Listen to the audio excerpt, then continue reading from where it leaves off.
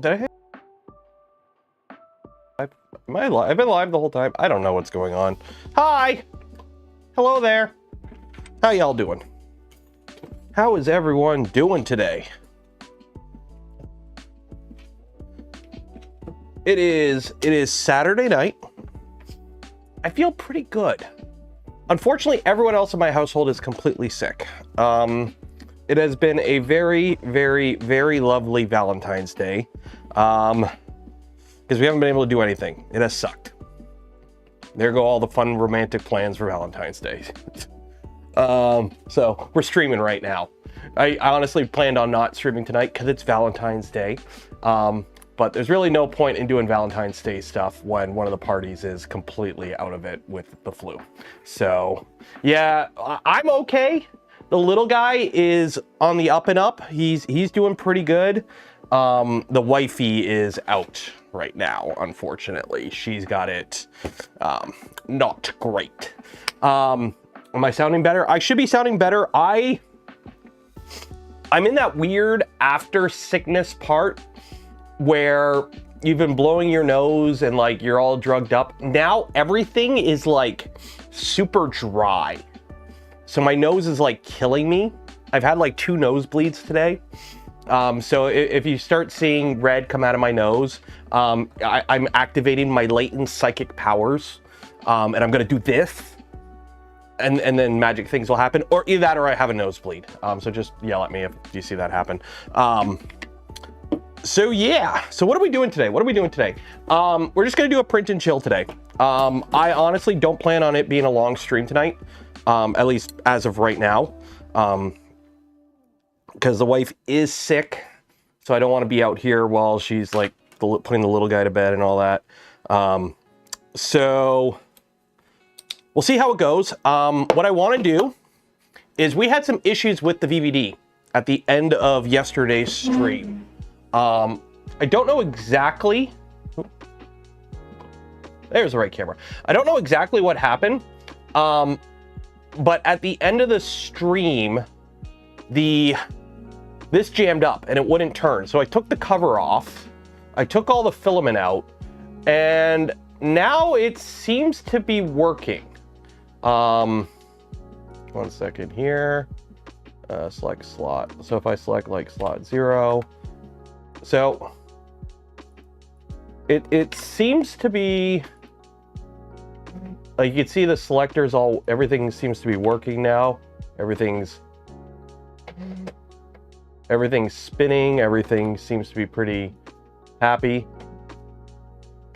It was jamming up before, so it seems to be working now. So the plan today is we're gonna put this back together. Let me grab the actual tool so I can actually rise to the occasion and reach the thing so I can actually do stuff with it.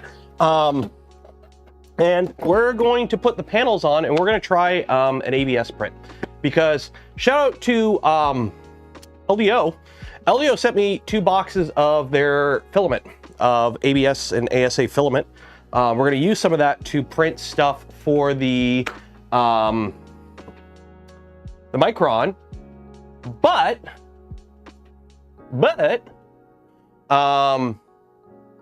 in the meantime, I want to see how this handles printing ABS, because I haven't been able to do, you know, all my multi-color stuff is now Prusa's for the most part.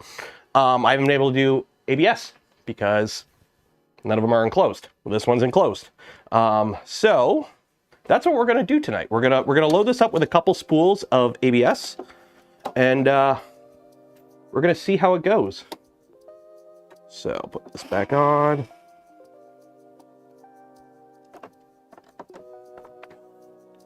Oop. There we go. Put the lid back on. Let's get some filament. It does ABS just fine. I know it does, but we haven't done it yet, so now I have to do it. So I got these boxes over. I can't, unfortunately, show you the boxes because they have my shipping information all over it. But I figure we'll load up like 2 or 3 spools, and somebody find me something that'll, not a crazy long print, But I do need something. Ooh, what do we got? Oh, wow, they got CFABS? Oh, damn, Jason's spoiling me. Here, we'll do green. We'll do, ooh, that's a nice pink. We'll do pink, green, and we'll do blue. Does that sound good? We'll do 3 colors. We'll do 3 colors. So, I gotta say, that's a real nice pink. That is a real nice pink. Plum pink. We got neon green, plum pink, and steel wave blue. Ooh.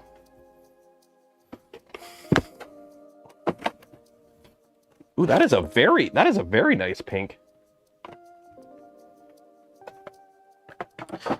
So I need something that's 3 colors, that's multi-material, and we'll print it. That's what we're gonna do today. We're going to load this up. So let's MMS preload. So I'm assuming preload's what I want to do, right? MMS preload. And then the plan is, by the way, if you're wondering what the plan is, the plan tonight is just to play around with this. After this, and basically I want to make sure this is all happy. And then once it's happy, I'm going to take this. It's going to go here on the shelf. This printer is going to go on the bench. I wanted to not put this printer on the bench because it shakes, on the shelf because it shakes a lot. But this printer won't fit on the shelf. So this is going to have to live there, and hopefully by putting on the lower shelf, it'll be a little bit more stable. So that's going to be the plan for that. And then once this is done, we can start doing a bunch of printing on it so I can do a video on it. And then we can move either on to the stealth changer, get back to working on that, or we got to start printing parts for the Micron. So one or the other. So we'll probably be doing Micron part printing on the Tuesday stream. So what I need is for you guys to suggest something for me to print, and we will print it. So you're gonna go here. So these are plastic spools. Okay, so which one is it again? Is it MMS preload? Yeah, it's preload, right? MMS preload, slot 0, and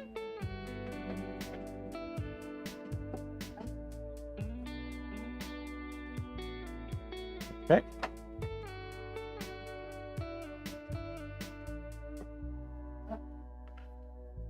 Okay. That seems pretty happy. The box turtle. Can you link me the box turtle serial print part? And I will load that up. Print some crayons. Do I look like a United States Marine? What would I do with a bunch of crayons? I'm not hungry.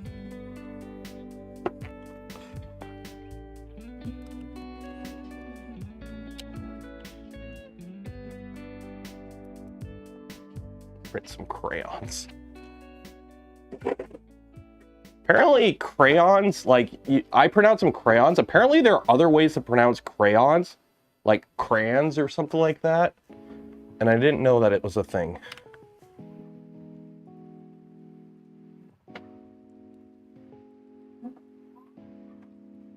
Yep, slot 2.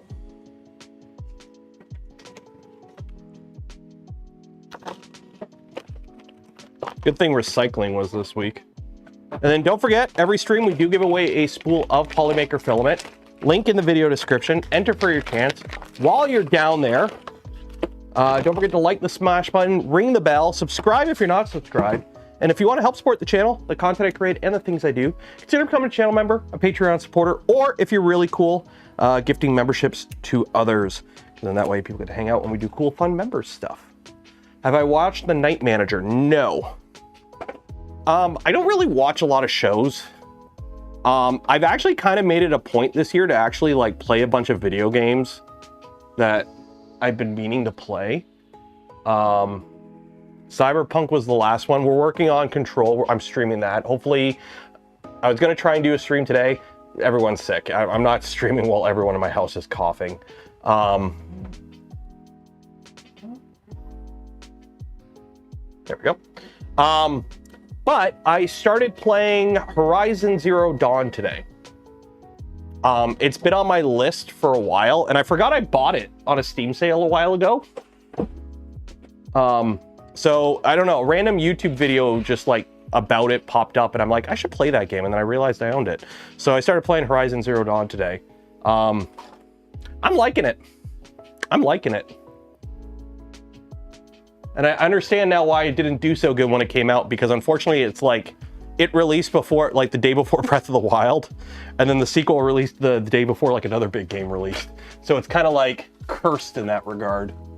Okay, well, we'll try this. We'll see how a gray does. I do want to load a cardboard spool. Let's see. Why am I dressed like a lumberjack? Because I'm okay. That's why.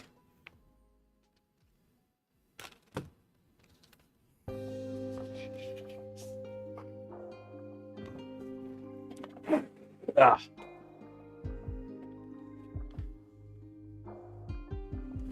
Number one. Well, a good old steam, right? Okay, and then we got one spool of Polylite ASA, just so we have a cardboard spool for testing.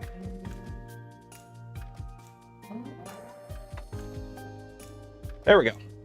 So we've got 4 colors of ABS loaded up.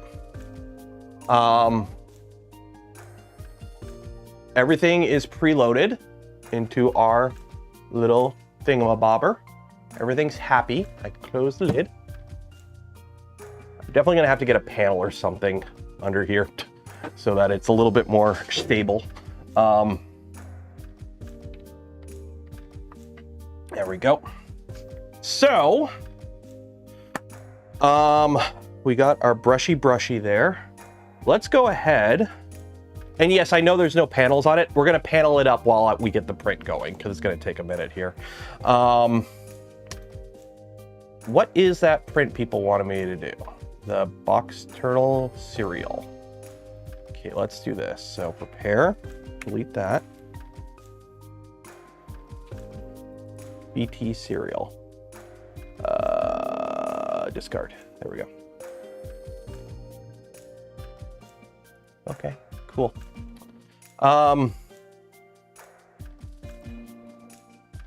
That works.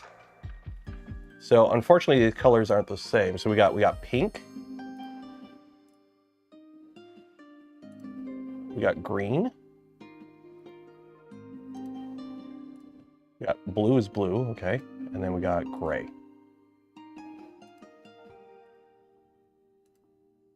Okay, there we go. So this is what we're gonna print in ABS apparently. Can you print the Snapmaker Dragon? I don't know, link it. I don't know what the Snapmaker Dragon is. Link it in the Discord. Join the Discord, link it, and we'll take a look at it. This printer got heavy. What I'm actually gonna do right now is move this bed back, because this bed is way too far forward. So I gotta move the bed back. Do that right now. How's the VVD with TPU? It's a no-go. Anything like this, you do not put TPU in it. You don't TPU it. TPU, you're pushing rope. You're essentially pushing rope with TPU. It's you don't want to be using TPU with this stuff. It is not. No. Don't do TPU. You're just gonna have. You're asking for problems.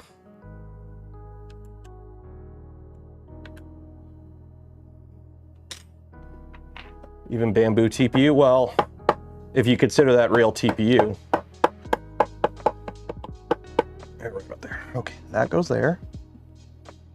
And then the other thing I had to fix, okay, let the bed float a bit.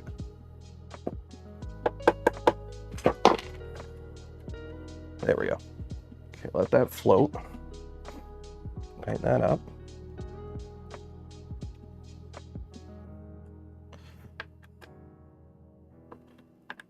Actually, I should probably heat the bed up. Let the bed heat up, and then I'll tighten it down. Let me heat the bed up a bit, then I'll tighten these down so they're not as tacoed. We don't want taco here. And chorito, nacho burrito. Heat that up, and then also I have to move this over. I gotta move that over just a smidgen because it is rubbing. Second. Is the Bamboo AMS TPU even TPU? Well, if you have to get all funky with the chemistry of a plastic so that it's rigid and that so it can actually do its job, I don't know.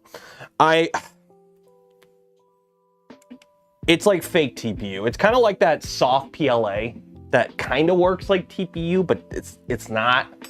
TPU is TPU.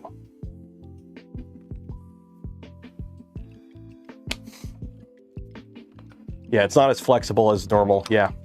Dude, did you see Bamboo was promoting AI image generation? I don't know if I talked about it on the stream yesterday, but like,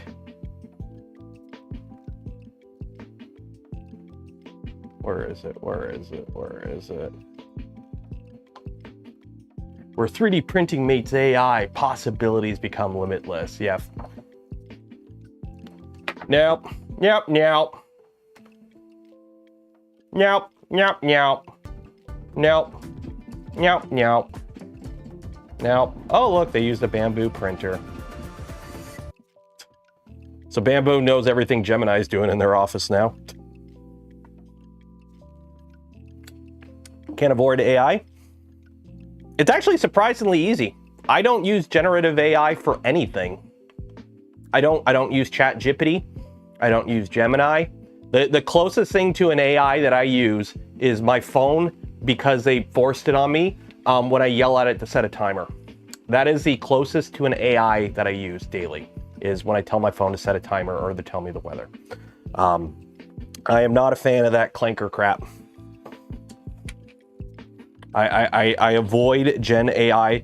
Now, don't get me wrong, there are tools that are valid in medical field, cancer diagnostics. There is valid use cases for LLMs, large language models. Yes, it does exist. There is valid use cases for the tech.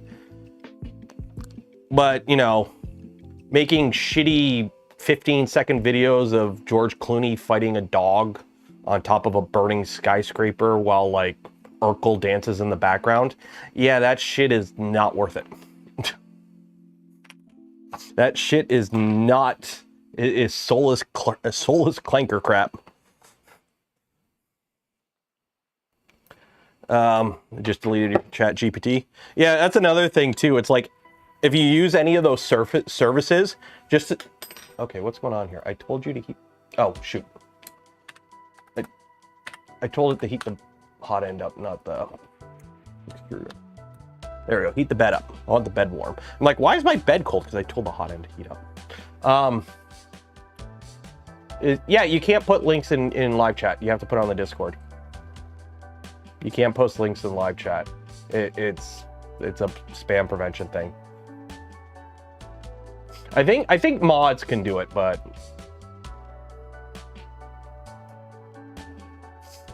didn't you have a personal LLM? I do have a, it's been offline for a little bit. I do have a little box, which is basically a standalone computer that I have an LLM installed on. I use it for playing around, but I use it in a test environment offline, not connected to the internet. Using an LLM offline, I'm a little bit more okay with, because you're accepting all the risk and the use case of it and the power draw of it, and you're responsible for it. Clankers on the cloud is not something I really support. And it's more of a data thing. Like, if I want to play around with an LLM, especially this was like last year when it was still kind of new and everyone didn't hate them as much as they do now.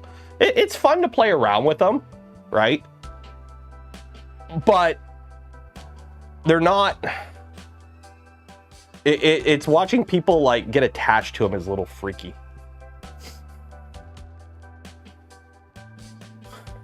Is recipes, you trust them with recipes?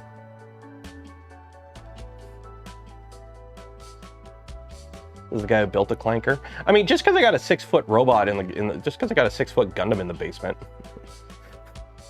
Number one question is Copilot. How do I remove Copilot? Yeah, what was the let me find it here. Let me find it here. Let me find it here. Let me find it here. Yeah. That's Copilot. You can ask it anything. Ask it the F off. Which Voron kit is this? This is a bunch of them. This was originally a LDO Voron V2.4 R2 Rev A, I think. This kit originally came with an afterburner. That's how old this kit was. It originally had an afterburner, and it didn't have a tool headboard. Obviously, a bunch of stuff has been changed on it. It's now got a Jabberwocky. We still have a broken screen, which I got to figure out. We got the VVD attached to it. We've done a bunch of other random stuff to it. It's been a little bit of everything over the years.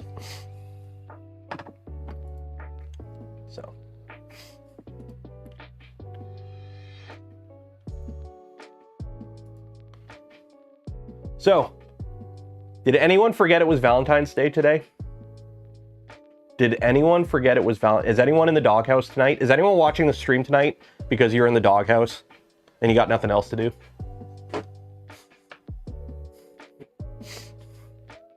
Chimpasta. Just waiting for the bed to heat up. Nah. I mean, you can vaunt a Voron that you own, it's not a bamboo. You know what the best part is?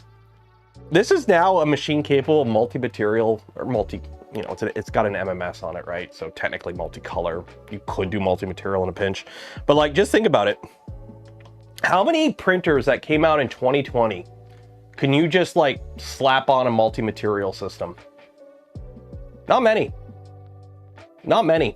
Not many printers that came out in 2020 are forward compatible enough to just slap on a multi-material system. All you need is a tool head with a filament cutter, which, hey, it's a Voron. You can just swap that out.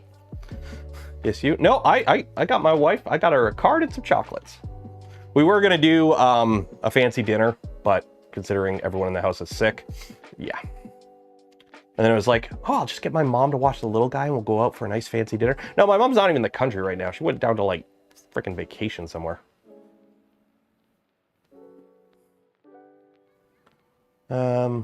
Just got my new U1 to good use, printed a sweet candy jewelry box. Ooh, nice. Put you on ignore. I didn't put you on ignore. What do you mean put you on ignore? Did you send me something? How would I put you on ignore?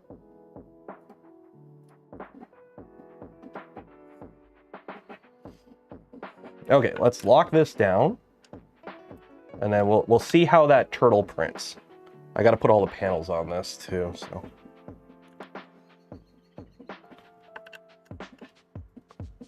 Change to live chat. Am I not on live chat? Oh shit, live chat. There we go. There we go. Print the cute dragon. Well, where's the link to the cute dragon? You gotta, I don't have a link to it. Did you join the Discord and posted a link to it in the Discord? I don't see a link to it in the Discord.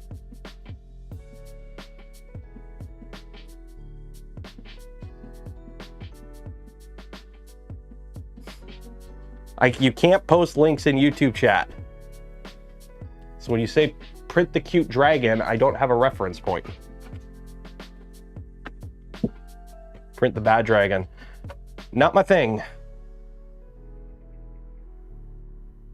Plus, those things ain't cheap. Okay. MakerWorld. We don't use MakerWorld around here. I refuse to make a MakerWorld account, and you can't download stuff off MakerWorld without an account. So we don't use MakerWorld around here. Okay, let's do this this guy first. So, MultiMaterial. Let's enable the purge tower. Let's make it very small. How do you make a small prime tower?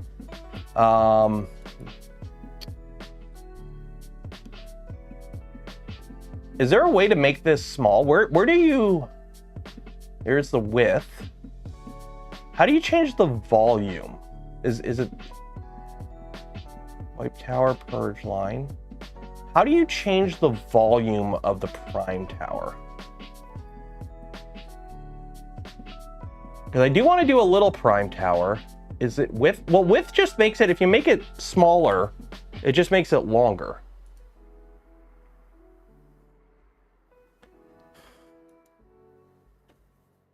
Because I just want to do a little prime tower, because we're purging enough.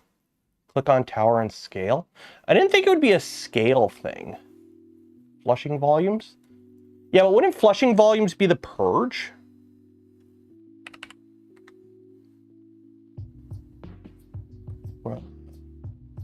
Flush options, flush to infill.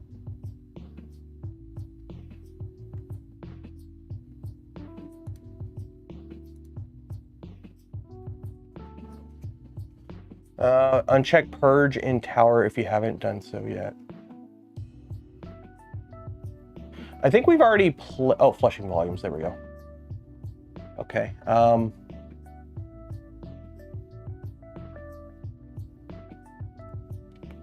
Orca slicer preferences. Because I know we, oh shoot. Oh, that's right. Okay, we didn't save this, I don't think. 1 second here. 1 second here. 1 second here. Downloads. Where is the manual? DVD, user manual. There we go.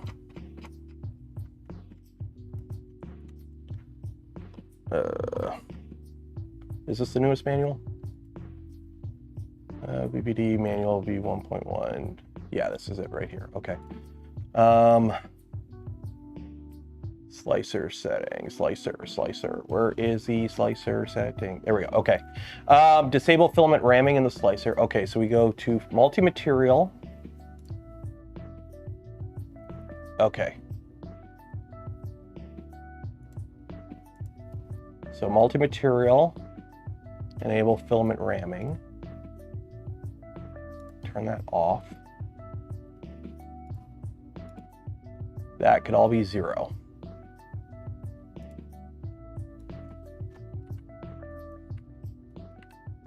Because this is all done in that. Purge and prime tower.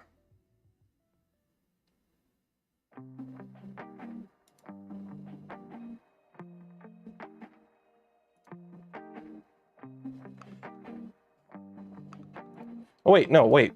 Where is my profile that we made? There we go. V2.4, discard. There we go. Discard. There we go. MultiMaterial. There we go. Okay, yeah, we had this set up. Okay. There's our little turtle. ABS, ASA, ABS, ASA. Generic ABS, generic ABS.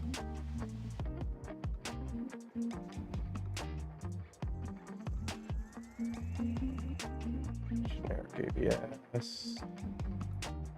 Wish there was a way to change them all at once instead of having to find it.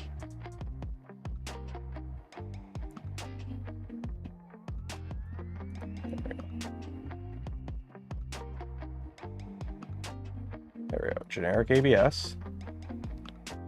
Colors are forgotten again, so we got pink, green,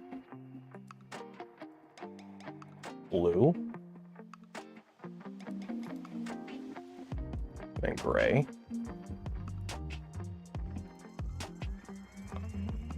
Okay, objects, slice plate.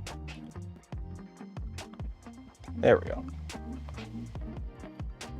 Okay, global. So if we enable that prime tower, that is smaller.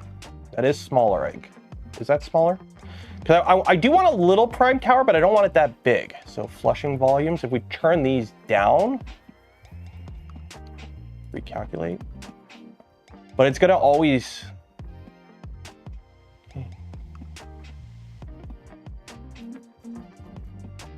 you know what? Let's just not do a purge tower. Let's just not do a purge tower. I don't think we need the purge. Disable purge to prime tower. Is that what that setting was? MultiMaterial. Purge in prime tower. There we go. Okay. Maybe that's it. Enable that. Slice. There we go. That's much more better. There we go. There we go. That makes more sense. Okay, let's save that. Okay. There we go. Purge volume. There we go. So we're just going to do a little itty bitty little purge right there, just to make sure it's flowing right. Drop that down to like 30. There we go. There you go. Okay. Okay. I think we're good there. Export G-code. Save. 40 millimeter width to make it more stable.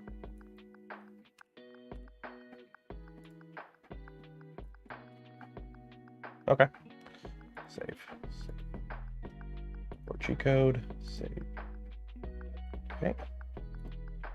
Upload and print. Upload and print.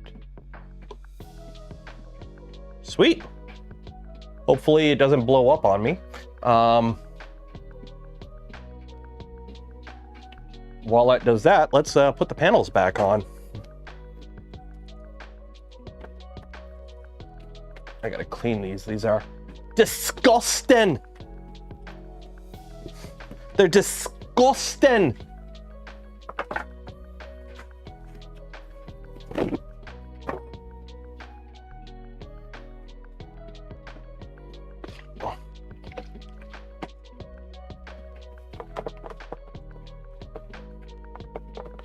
But yeah, so I started playing Horizon Zero Dawn, and I knew about that game, and I kind of been wanting to play it for a bit. And I kind of have no idea what's going on. I think I've kind of figured out the plot. I'm like 8 hours in or something. That's what I did like last night and today, when everyone was sick. It sucks being in a house where everyone's sick, because it's like you just hear coughing constantly. It sucks.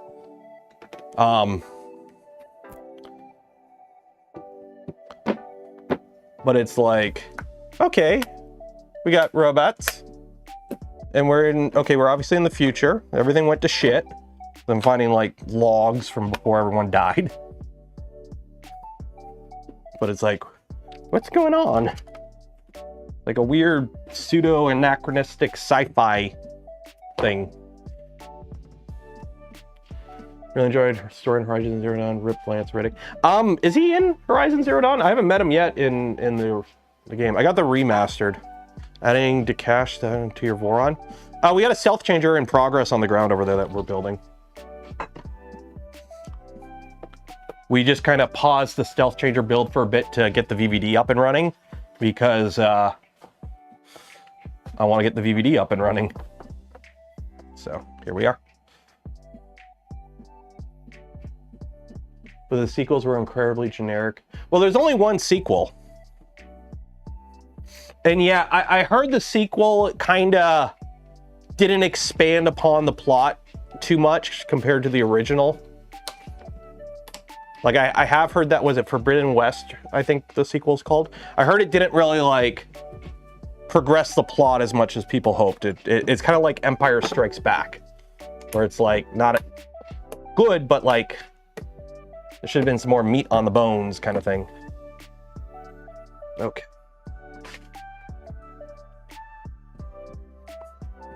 What are you doing? Oh, you gotta cool down. The sequel is seriously meh. Well, I'm playing through the game right now on like easy, because it's a game I'm playing for the story, not so much the game.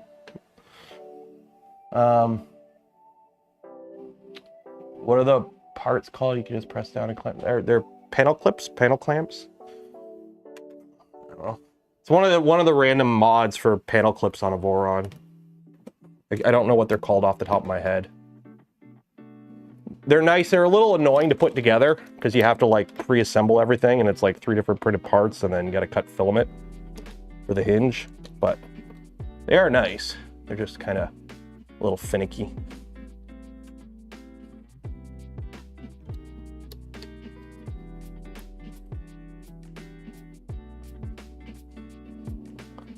So unfortunately, I'm not gonna be able to like close the door because okay.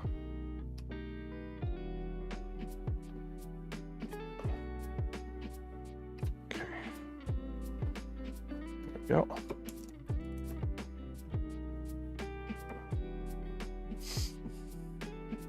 Top right latch. I know it's missing a latch right there, I know.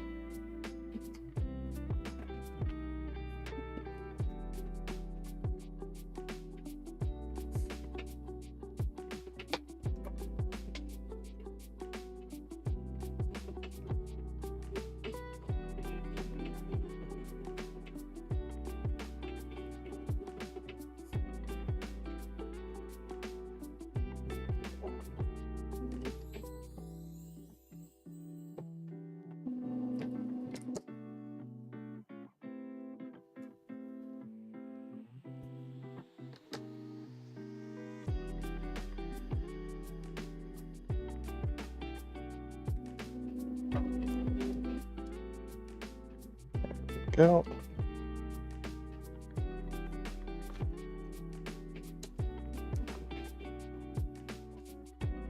There we go.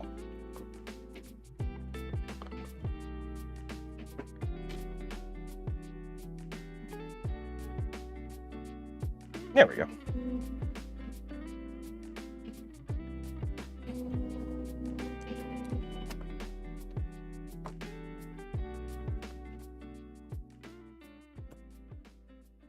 Easy peasy. What about God of War? What about it? I do want to play it. I played the original 3. I seen they're doing a remaster or a remake of the original 3, which will be pretty cool. I had them on PS2 and PS3. Like I beat the original series. I never played the remake or the 2018 God of War or whatever it is. I did watch like one of those 6-hour YouTube videos one day where it's like they just turn the entire game into a movie, and I watched that and it was pretty good. I'm not a fan of like hack and slash games. Just not games like that. Games like God of War, Horizon Zero Dawn, they're games that I play on the easy difficulty because I just want to power trip and enjoy the story. Like games where it's like, oh, you need to kill this guy to just get through the area and it's a 5-minute fight and you don't really, like, there's no story in the fight.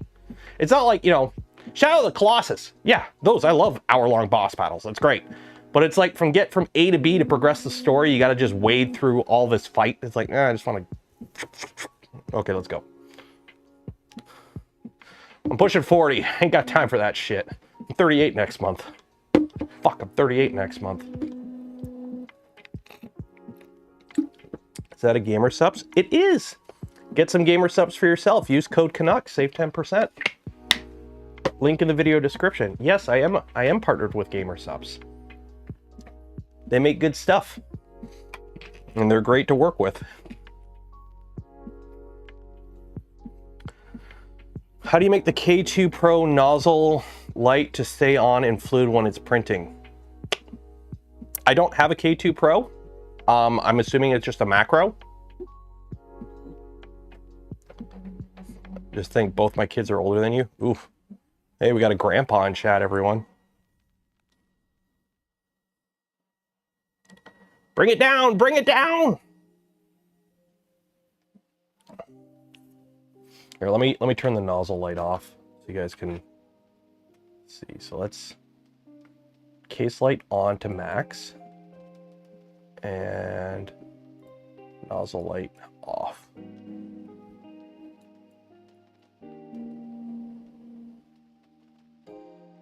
Oh, that's a bit of a problem. It's sticking to the side of the thing. I gotta move my little purge location a little bit off. 1 second here.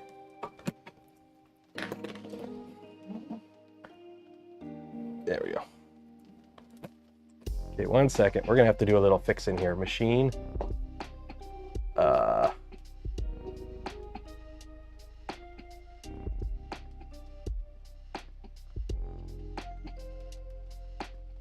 Oop, 1 second here.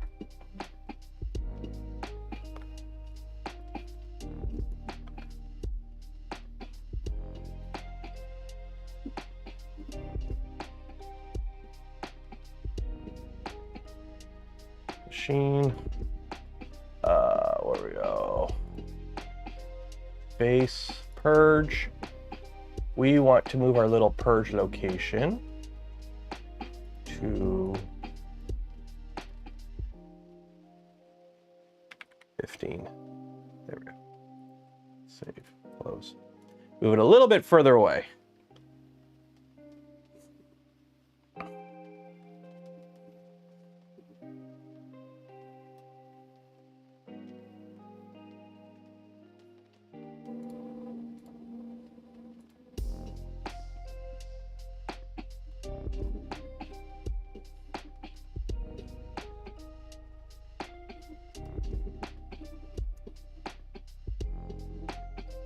Yep. I thought I turned the nozzle light off. There we go.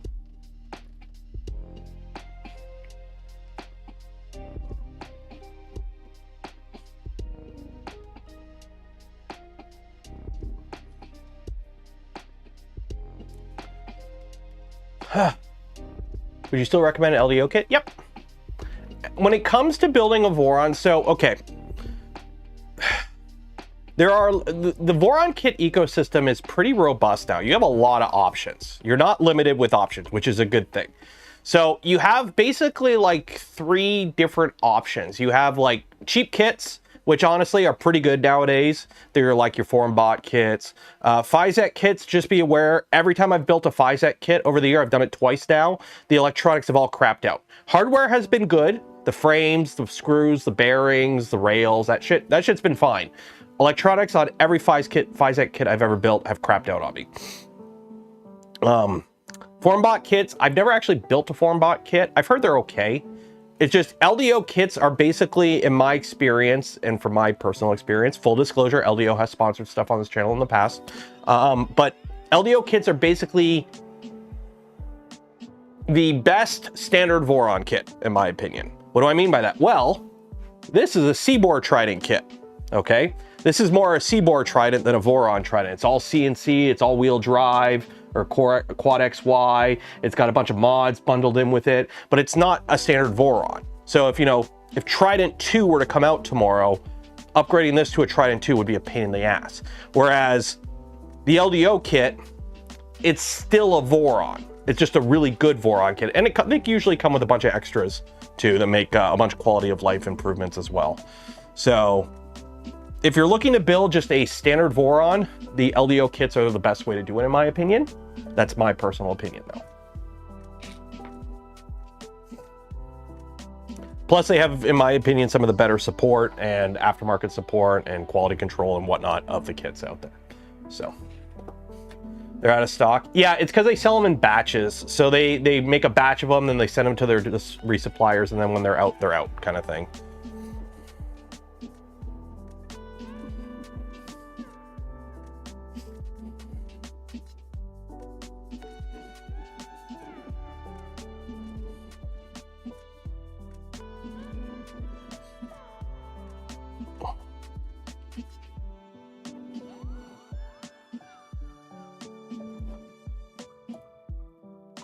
Okay, so I need something else to print. What is something else to print that will queue up after this? Let's pull up printables.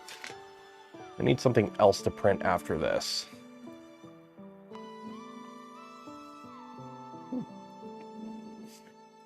I haven't played Kingdom Come Deliverance.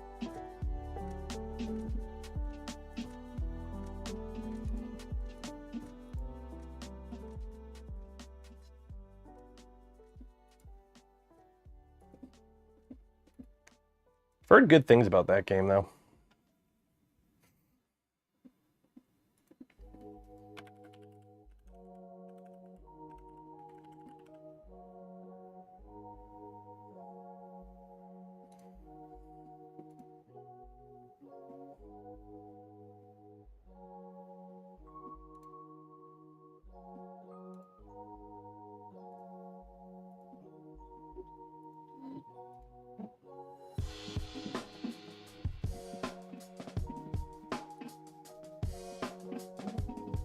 Like, I do want to. Oh, here, we'll do this guy. We'll do the gecko. We'll do the gecko. Download.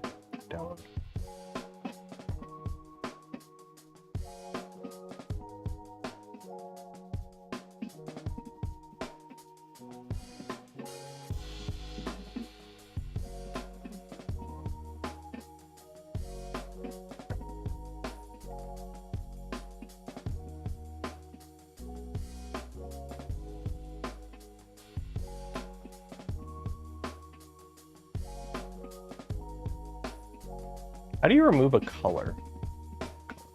There we go. Okay, objects.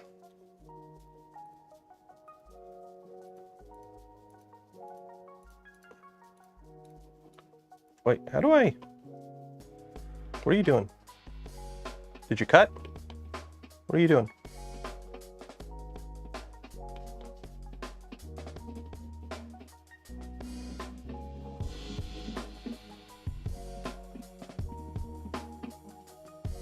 What are you doing? Oh, it purged. It was purging. I was like, what was it doing? I didn't see it do the purge. Okay, how do I... Where's global objects? How do I split in them? How do I change the colors on this?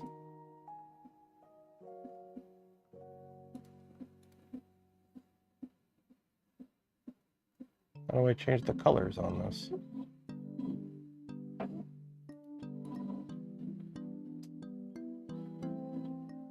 I mean, I'll just print it like that, but I wanted to change that gray to that.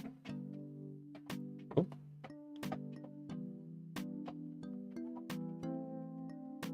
Okay, there goes the gray. I will say the cardboard spool does sound like cardboard spools. Remap the filament. Yeah, I'm trying to...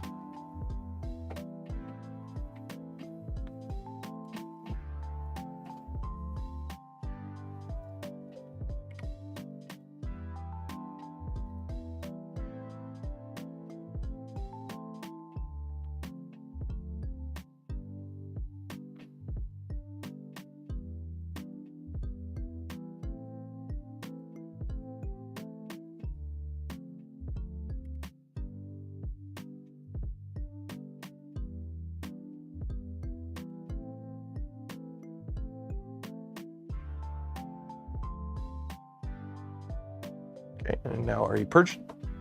Yeah, it's purging. It's pooping. It's pooping.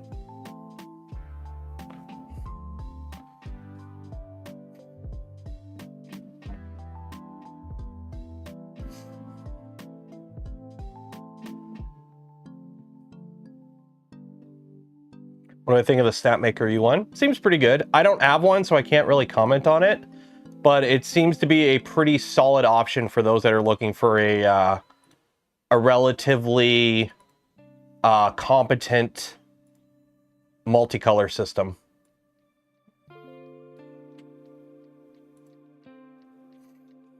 So.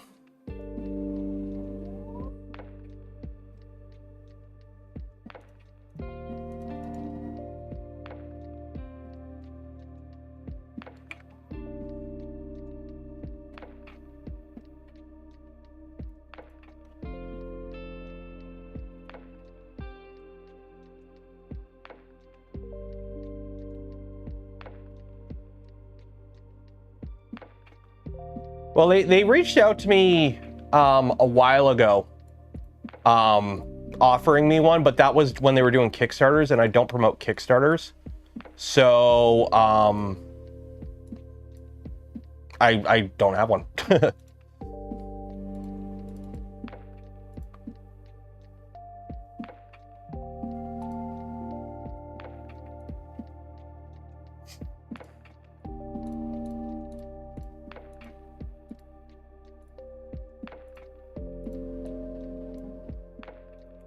So they haven't reached out since. But yeah, I normally don't promote Kickstarters on this channel. And when they reached out to me, they were still in the Kickstarter phase. And I don't promote Kickstarters. So I turned it down.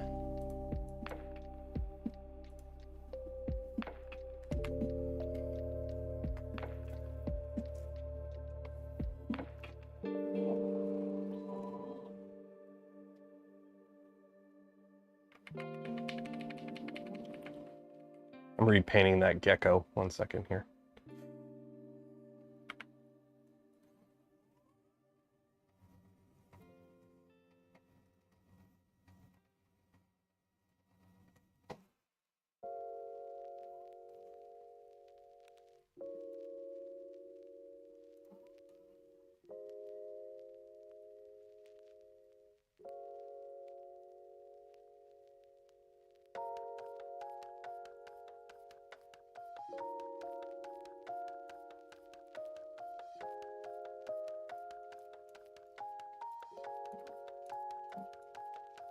I can see this being a problem. This is going to be a problem with this gecko. There we go. Slice plate.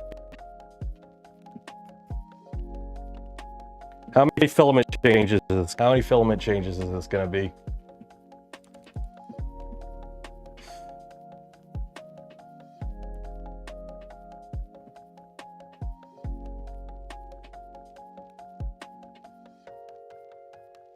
Oh, we don't need a brim. Other brim. No brim. Any good gunpla? I did a G-Quux. I think I got a picture. I took a picture of it here. I finished up the G-Quux, which actually works out really good because he chills on the Gramps' shoulder. So we finished up the G-Quux build, and he just hangs out on Gramps' shoulder. I need to do an aerial. I don't have an aerial yet. I need to do an aerial. Gundam aerial.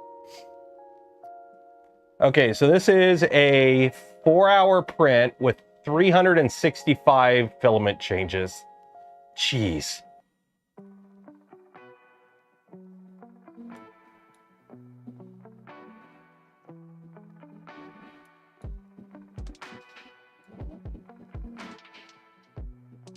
How do you maintain your Vorons? Take them apart completely? Do you ever have to replace bearings? No. Not really. When stuff starts to go, I'll replace it, but that doesn't really happen too often. I don't really do preventative maintenance on my printers. I have enough printers that I kind of rotate which ones are being used the most. Like the printer I have downstairs, V2 number 26. Has been in its like current configuration for like a couple years now. I think I changed the tool head on it a little recently, but like in terms of like, you know, preventative maintenance and make sure the bed's clean, wipe them down every now and then. That's about it.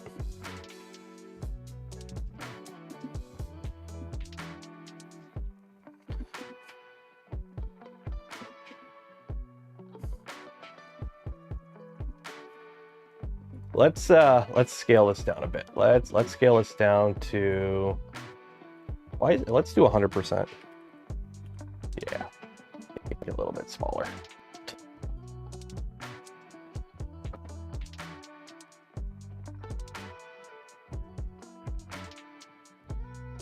There we go. I will say that cardboard spool definitely feels crunchy. Like hearing it rotate that cardboard spool in and out, it's a little crunchy. It's working. We'll try the gecko after this. We'll let this go and then we'll try the gecko. I have no idea how this purge bucket's gonna hold up with that much filament swapping. That's the question.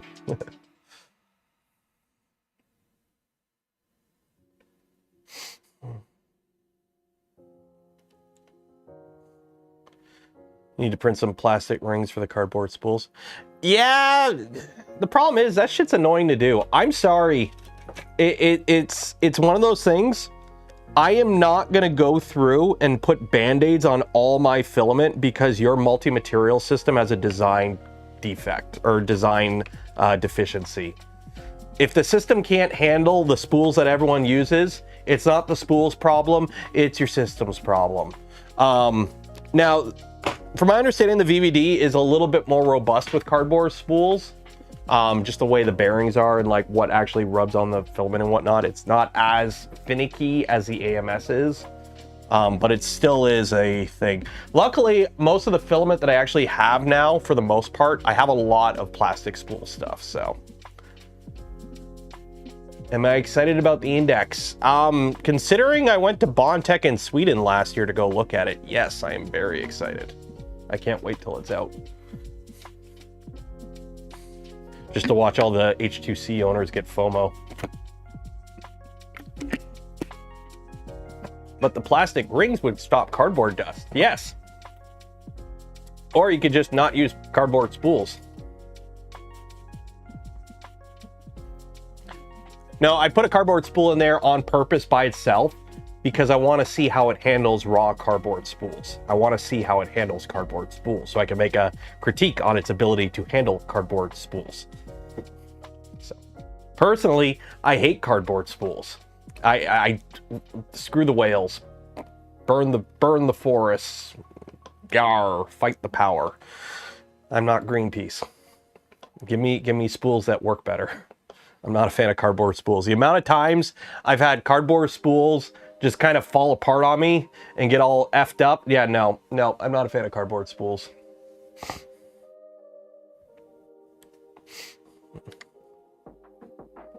Bamboo owners would say it's too expensive and print, like, yeah. And then they'll go on their subreddit and complain, why isn't my print sticking to the bed? And then they got fingerprints all over the bed. What's going on with my print? And they finished a full helmet, and every 3 layers there's a misfeed, and they let the whole thing finish. What's a pause button? How do I cancel a print?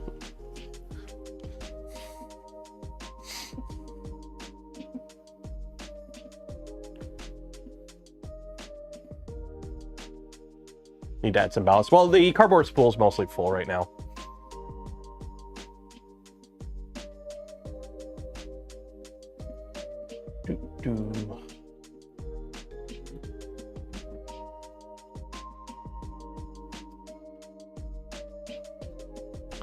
Oh.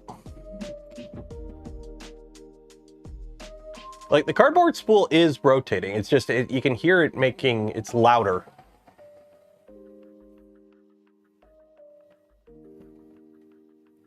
Yeah, that's a bit of a problem. The stupid, there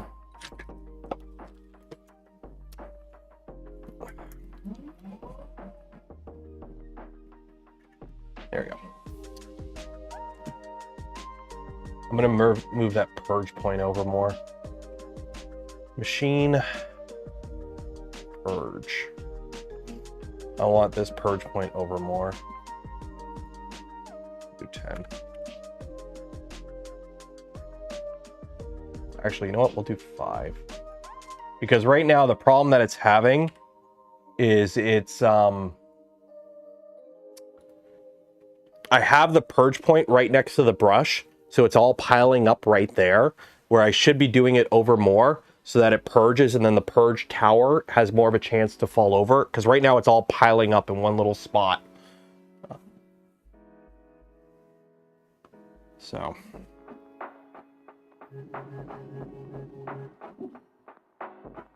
yeah.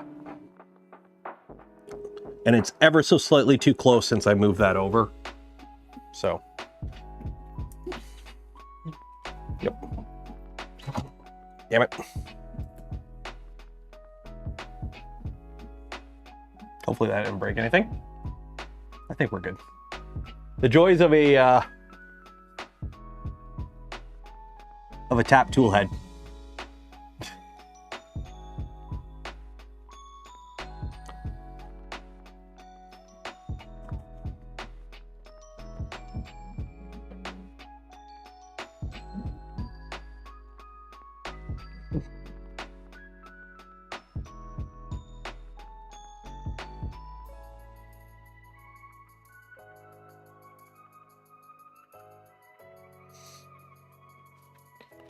Poop.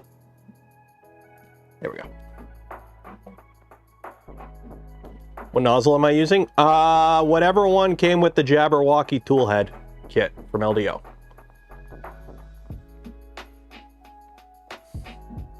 Orca is in beta. I try to avoid using beta slicers and whatnot unless there's something I need specifically, because like I'd rather make sure it works, kind of thing. I'm already testing one thing. I don't want to be testing 2 things. That makes sense.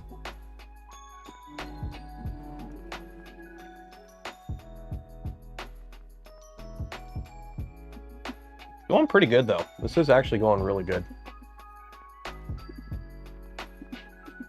So I'm wondering if that issue I had with the filament cutter was mostly related to the stupid blade not being sharp. And that's what was causing the issues, because the filament cutter has been working great so far.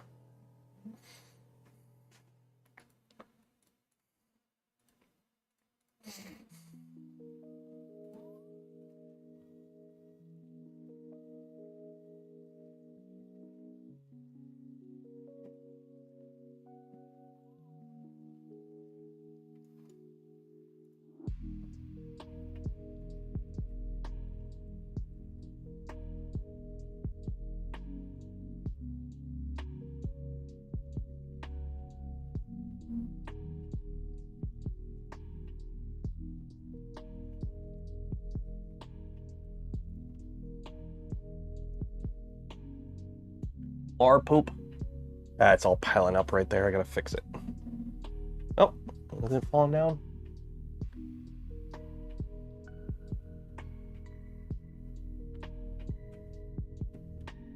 Yeah, it's like sticking to the side of the... Yeah, the purge needs to move over more. So I need a system for more accurately collecting the poop.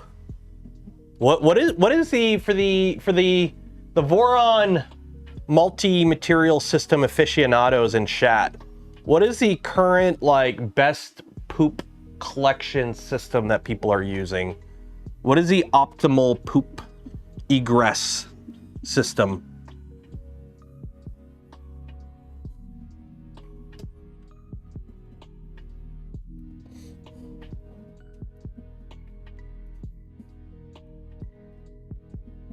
Well, we got a brush. We got a brush and a bucket.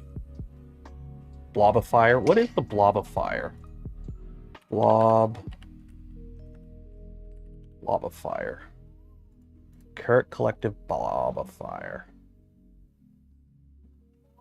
Is that the thing that makes that like little poop purge thingy? Yeah. Yeah, it uses like a servo, doesn't it? Yeah. You just purge into a tower. Yeah, like that's the thing. You could just purge into a tower. Like here's the thing, it doesn't matter where the purge is. Purge is purge. Either it's in poop form or prime form. It's still garbage.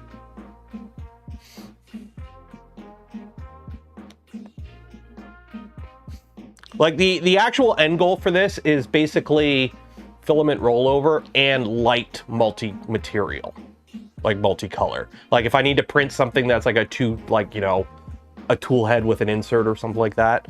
Like I'm not going to be doing 3,000 color change swaps on this setup. So as long as it can handle, you know, a couple dozen filament changes throughout a print, it should be okay. Like I don't need to do. I have an XL. I have a 5-tool Prusa XL. If I need to do something big in multicolor, I'm gonna do it on the Prusa XL.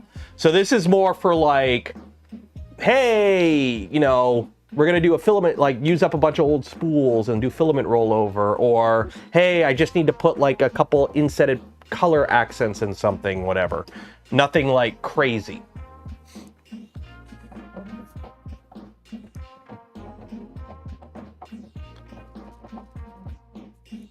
You can't hear it, but that cardboard spool sounds like a galloping horse when it retracts. It's like...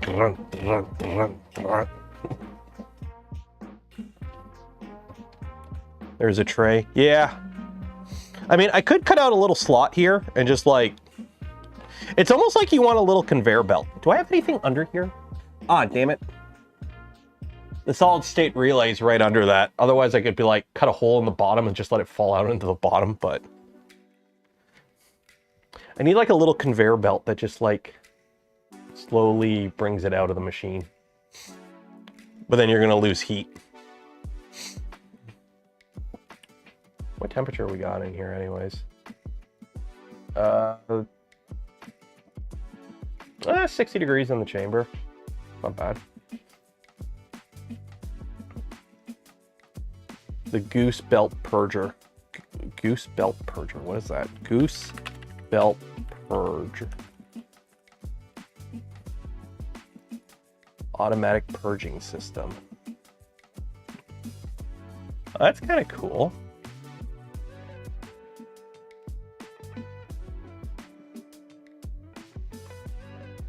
Is there a video of it in action?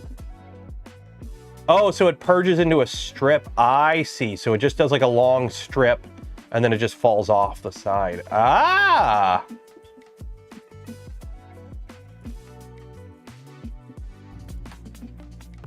Ah, that is clever. That is a lot cleaner. That is a lot cleaner. We might have to look into that. We might have to look into that. That seems a lot more,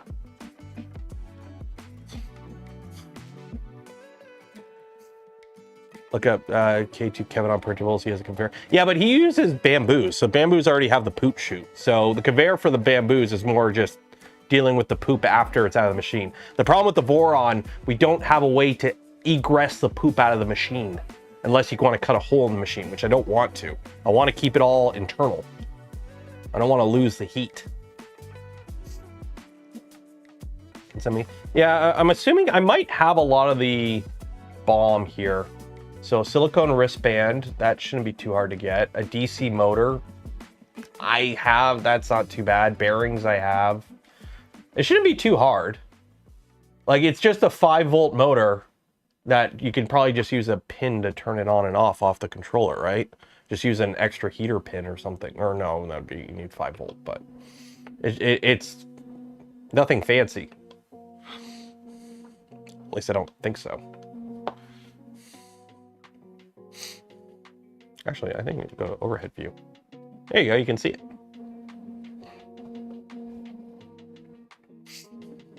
Do I use filters on my printers? Nope.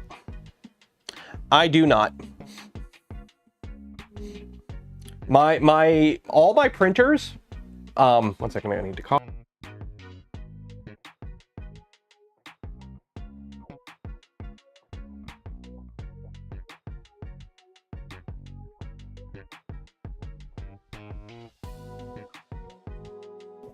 Still coughing up chunks of phlegm. All my printers that I print ABS, ASA, and the bad stuff are in my garage. I don't live in my garage. And what I do is I seal up the printers. So like I don't have exhaust because I want all the heat trapped in the printer. So none of them exhaust. I seal them up real good. I let them print and I let the chamber come back to room temperature before opening. It keeps most of the bad stuff in and you get a higher chamber temperature. I mean, technically my Core 1L has a filter on it because Prusa sent me one with it. But otherwise, yeah. All the poop. All the poop. Look at all that poop.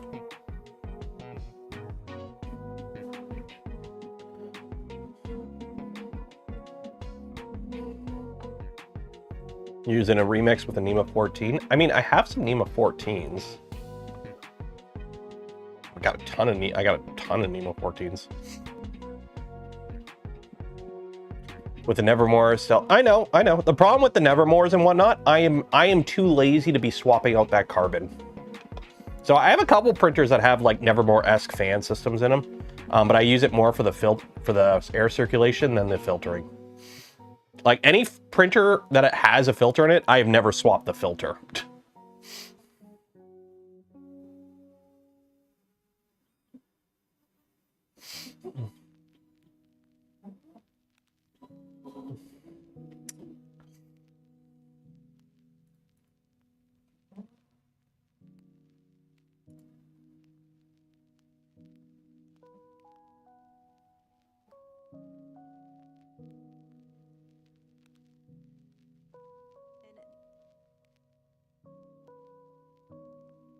This is going really good, actually.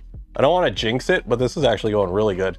I'm wondering if, because I think ABS is slightly softer than PLA, so it cuts cleaner than PLA with the cutting arm. So I'm wondering if ABS would be a lot more reliable in a system like this. Also, the Micron is totally getting done in hot pink. Let me just make sure. What color did Modbot do as Micron in? I just want to make sure I'm not doing the same colors as him. Modbot Army. What colors did he do his in?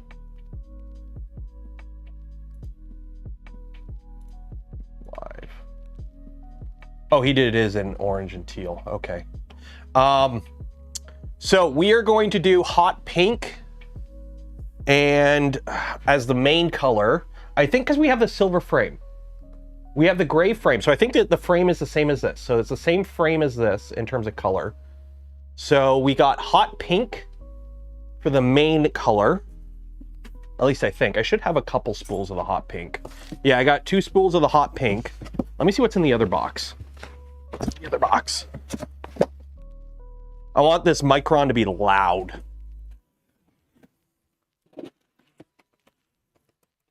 Little printers need to be in fun colors.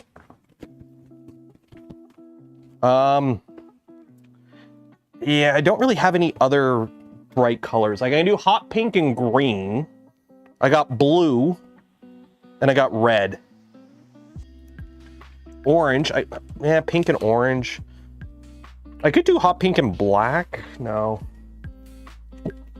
I mean, it doesn't have, I got purple. It'd be hot pink and purple. I don't think how that will go. Hot pink and... we'll figure it out. We'll figure it out on Tuesday. Tuesday, we're going to start printing parts for the Micron, so we'll get the fleet of Prusas working on that. Hot pink and neon green. Well, the frame is... let me go grab an extrusion from the frame. Here. Watch the printer. Make sure the printer doesn't catch fire while I'm gone. Go.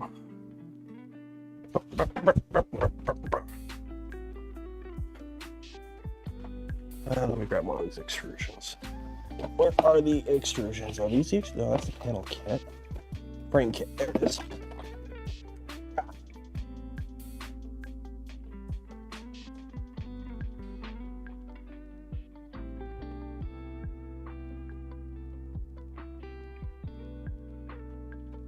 Yeah, so the frame of the Micron is silver. Oh, it's even lighter than that. Yeah. So this is the Micron frame color. So it's basically the same color as this frame. So it's like cloud gray. So this here. Zoom out. This camera doesn't have the best color accuracy.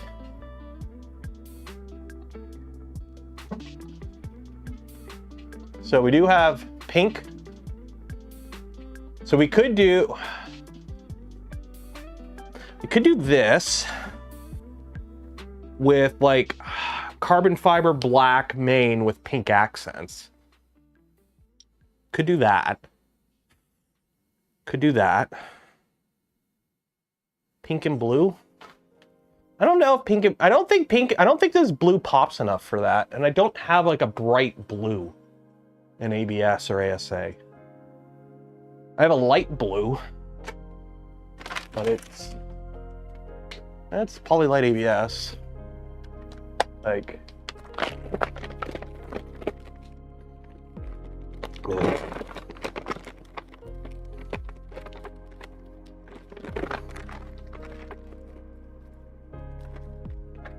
So like, got a baby blue, that and that.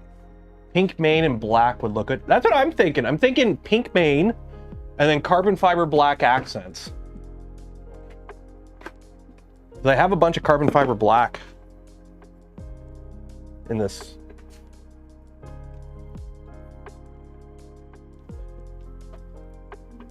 I got industry blue. What is industry blue?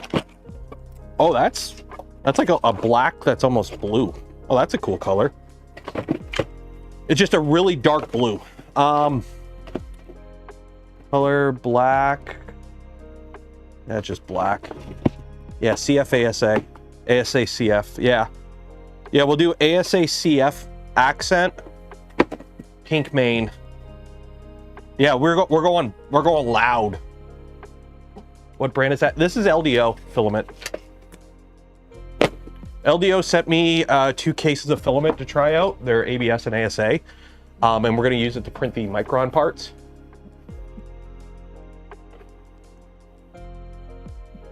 So. Dang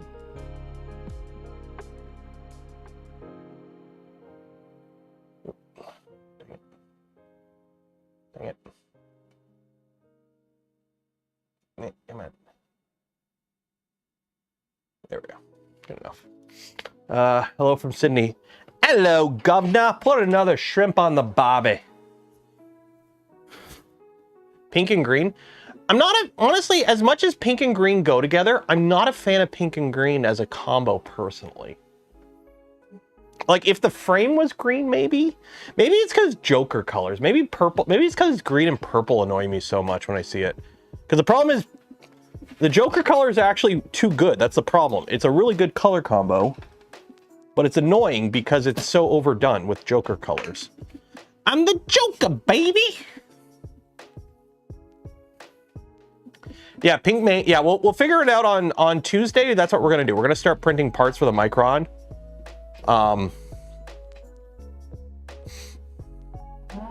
So yeah. Apparently we're at 40%.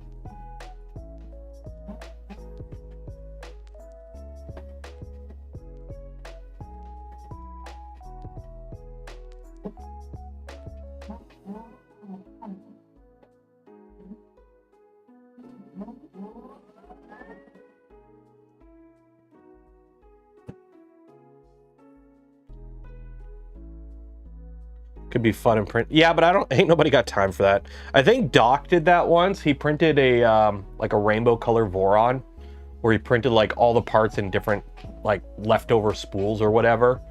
And he's like, I'm never doing that again. It was the most annoying thing to do in the world.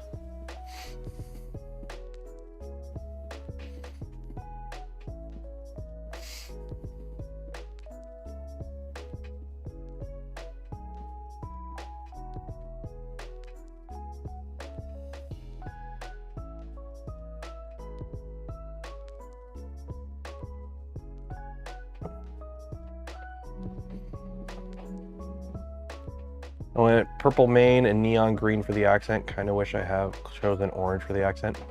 Purple main and yeah, green. I have a green and orange go good together good.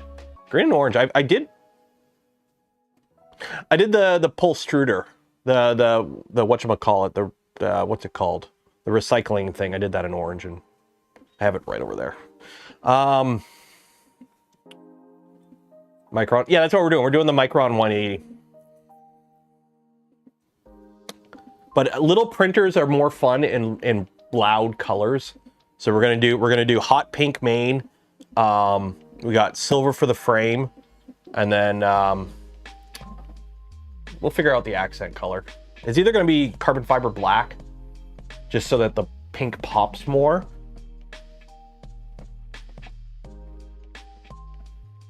Because the other option would be like a teal or something. I don't know.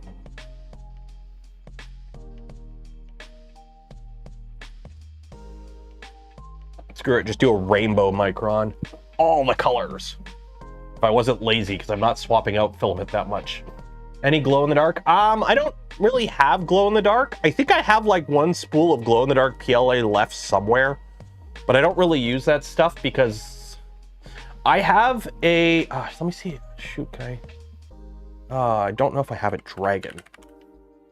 Clear accent. I don't have a clear ASA, clear, dang it, I don't have a picture of it. I printed a Cinderwings Crystal Dragon in glow-in-the-dark PLA. It is 4.5 feet long. I printed it on a 350 Trident. Basically, a Cinderwings Crystal Dragon scaled up to 350 on a 350 bed.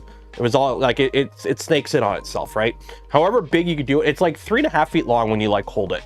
Or 4.5 feet long. It's pretty long. It's on my son's room. I put it up on the wall of my son's room. So that's glow in the dark. And I've had that print for like 4 or 5 years and it still glows in the dark. So. Bringing back the 90s with the teal. Oh yeah, the 90s cup. Yeah. But that's purple though. That's purple and teal. And I think I've done that already. And I want to use this pink. This pink, I love this pink. It is such a bright pink. I want to use it.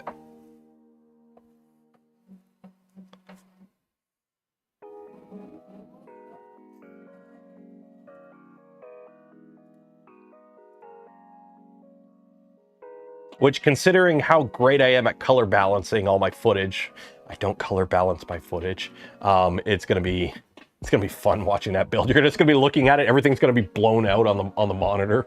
It's like, what's he putting together? I don't know. It's so bright. It's like Discord white mode.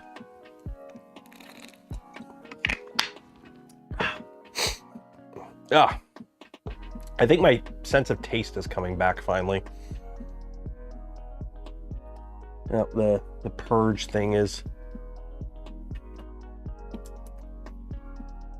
getting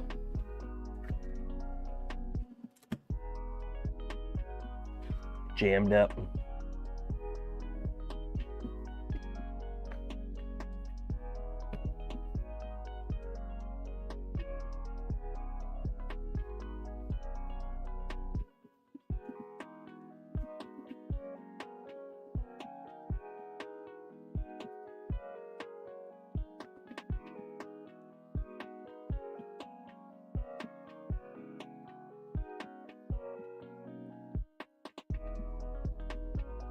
UV. The problem with throwing, okay, don't get me wrong, it's really cool, UV reactive filament and whatnot, it's really cool. The problem is, I don't know about you, I don't keep UV lights around my printers so that I could see what the colors look like under UV lights. Like, don't get me wrong, it's cool that filament does have a use case. I just don't care that much about it. Yeah, I see it. I mean, we could do the hot pink and a teal. Like, I do have a teal. We could go with the teal. We could do hot pink and teal. I hate avocado. I'm not a fan of avocado that much either. Then again, I'm not a big fruit and vegetable guy to begin with. I'm a steak and potatoes type person. I grew up on Kraft Dinner and chicken nuggies, so my palate is pretty Spartan. The print has made 5 minutes. Yeah, Lazy Bones, welcome to the wonderful world of multi-material systems. Single nozzle multi-material systems are the most time inefficient way to add multicolor capabilities to any printer, but they're also the simplest and the cheapest way to do it. Tool changer, done, off you go.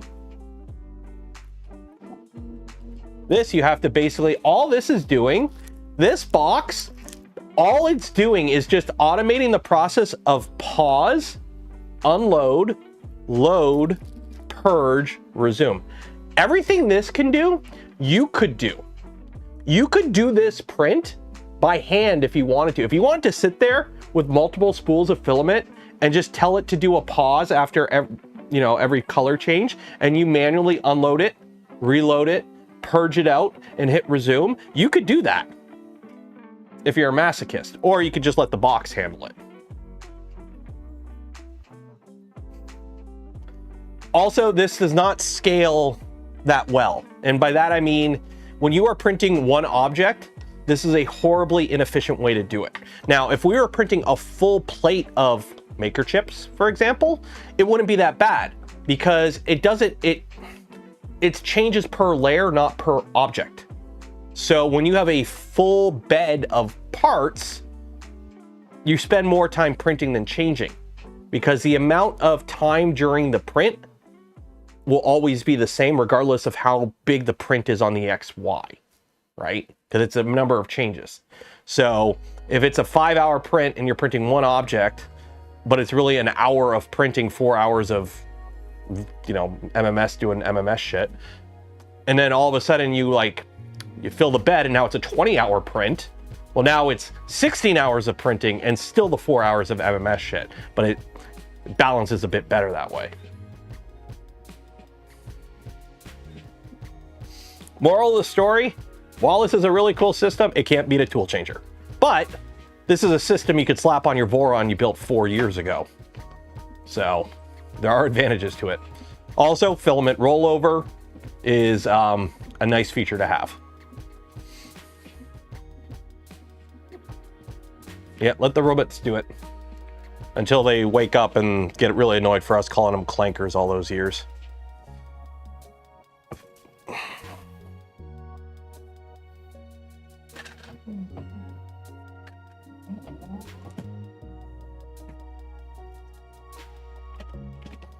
And where is my Captain tape? I need to get some Captain tape. So if you're wondering what's going on, why I have to keep opening the door, I slightly shifted over the wiper because it was rubbing on the stop that holds the bucket when the bed was down. So I moved it over ever so slightly, but the problem is I didn't shift the purge point. So the problem is where it's purging is close enough to the bucket that the filament, when it comes down, is kind of like just kind of clinging onto the side instead of falling into the bucket. And it's like building up. So I have to like knock it off. I've already changed the G code and the macro location for that. The problem is I'd have to end the print and start over. And we're getting near the end of the print, I'm hoping. So we'll see.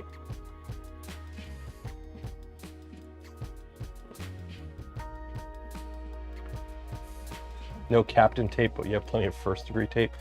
Funny joke. I mean, I have captain tape, I just don't know where it is.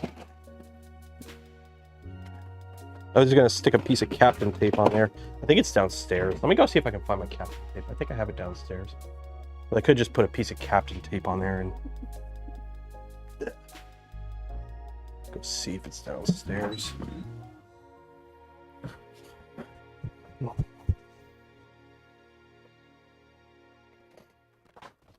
Captain tape, I saw something that popped. Captain tape. Captain tape.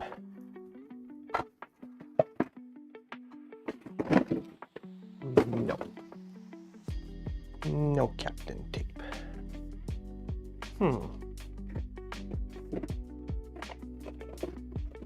Copper tape. That might work.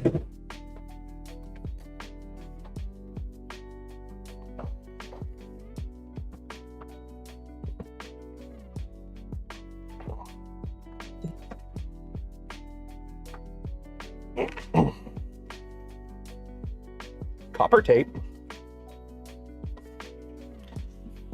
I don't want to know how much this tape would cost right now if I had to buy it.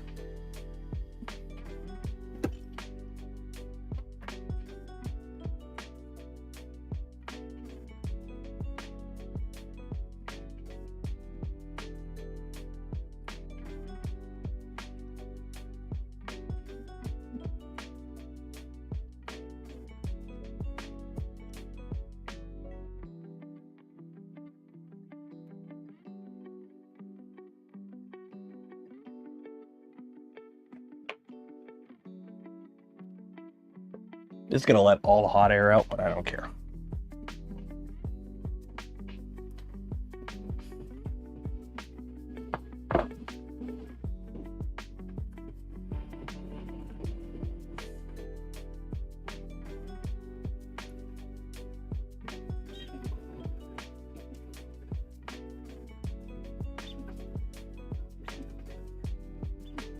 There we go.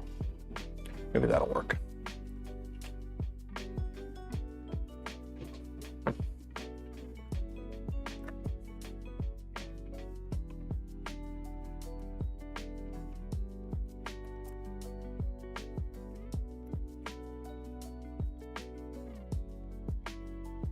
Hopefully that don't stick now.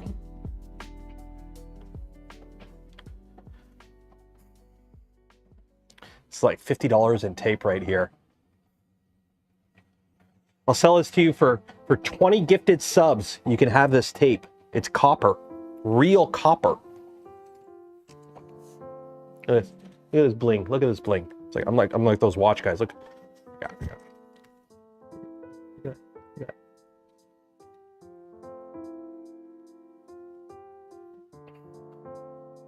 As long as there isn't a beacon or cartographer.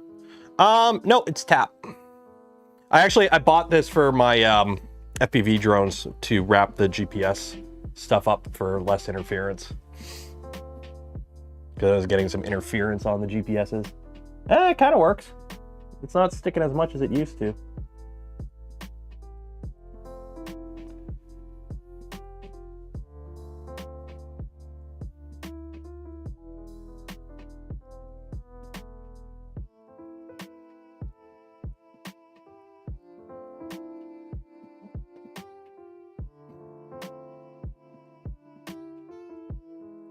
Although I also think I'm going to drop the purge volume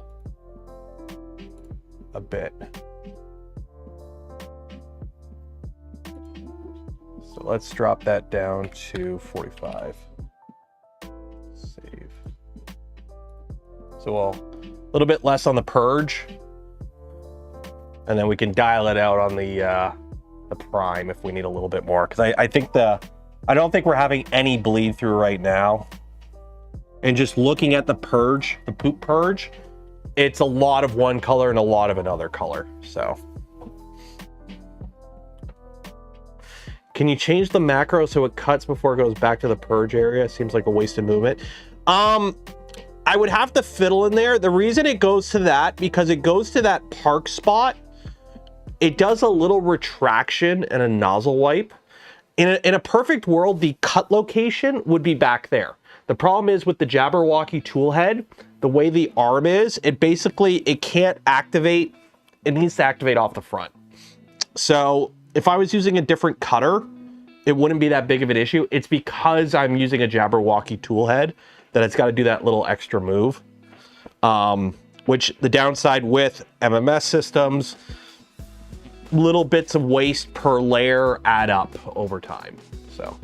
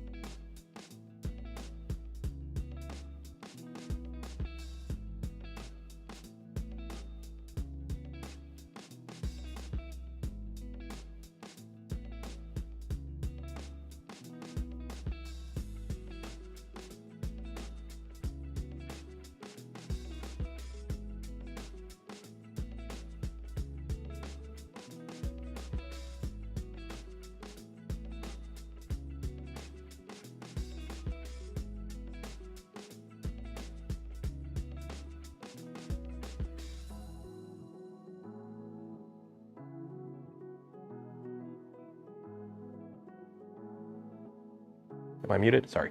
So you can see here, I would have to have something come off this that can reach far enough out to actuate that when this comes all the way over. The problem is it would clash. If something were to come out of here, it would also hit the front idler I'd be worried about. So it's not optimal. I mean, if you got a link to it, put a link to it in the Discord, I'll take a look. But what is the current go-to affordable logic board? Like, what do you mean for like the MCU? Like, are we talking the Linux SoC? Or are we talking like the MCU of the printer? Because it's going to depend on the printer. Honestly, just get something from Big Tree Tech. Get something from Big Tree Tech. Whatever. If you're running Clipper, your controller board for your printer is basically a slave to the Linux SoC, right? So as long as it has the number of hookups you need for the components you have with the drivers you want, you're good.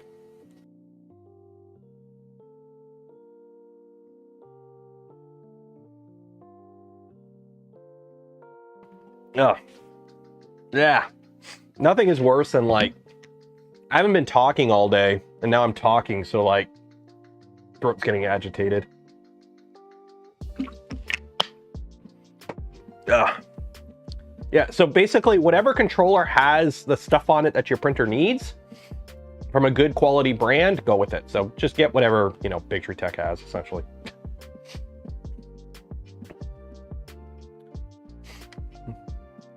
Shout out Big Tree Tech.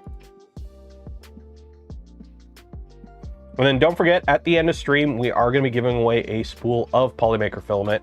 Link in the video description. Enter for your chance. While you're down there, don't forget to like the smash button, ring the bell, subscribe if you're not subscribed, and if you want to help support the channel, the content I create, and the things I do, consider becoming a channel member, Patreon supporter, or if you're really cool, gifting memberships to others. You can hang out when we do members-only live streams and you get videos early.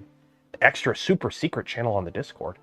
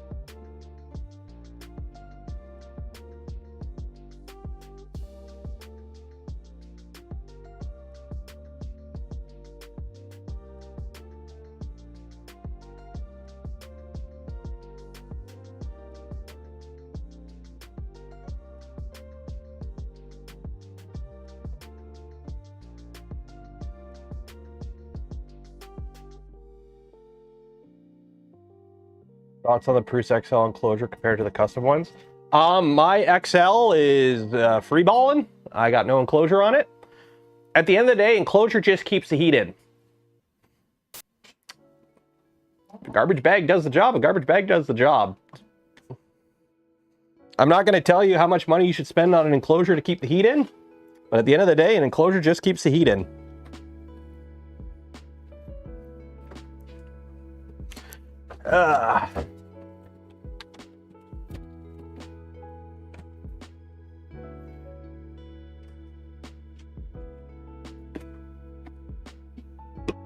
Smoke them if you got them.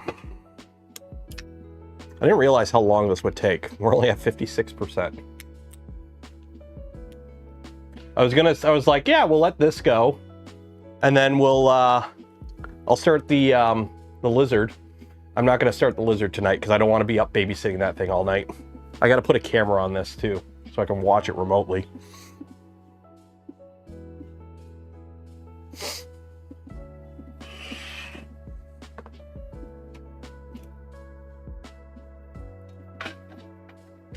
Poop bucket out of there. I'm just gonna let all the poop fall down. Where can I put all this poop? I want to keep the poops.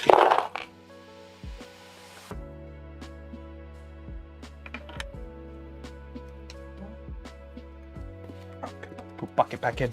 I gotta put the poop bucket back in. Quick, quick, quick. There we go. Bucket back in.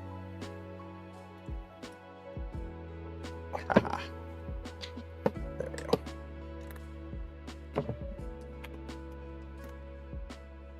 I gotta keep all the poops for scientific reasons.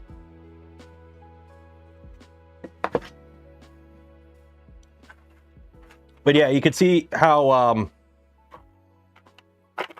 like, you can see how much extra after the purge it's wasting. You can see, like, that gray at the bottom is what it purged out, and then it purges a lot more of the clear stuff. So it's definitely over purging. So I dropped it from 60 to 45 millimeters of purge. So hopefully the purges will be smaller. Yeah.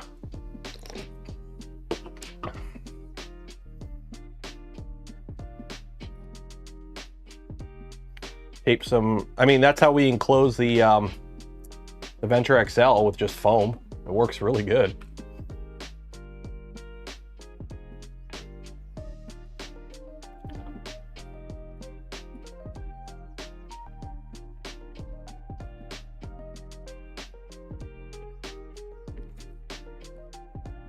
And by the way, whenever this print finishes is when we're gonna call it end of the stream, because it's taking a lot longer than I expected.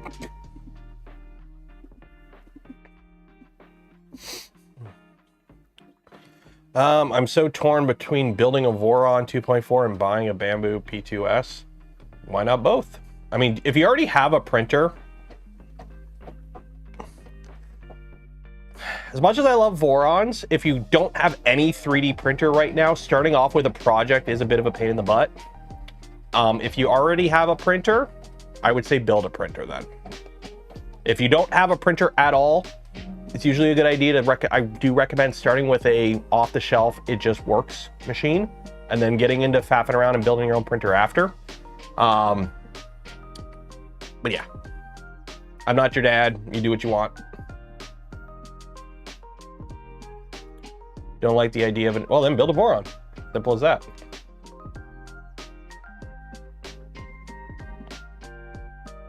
Snapmaker U1. Snapmaker U1 is... As like your first printer, I don't know.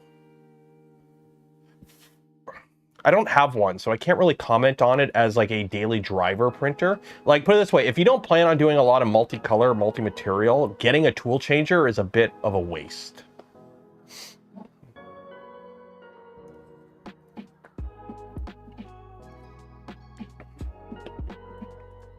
So.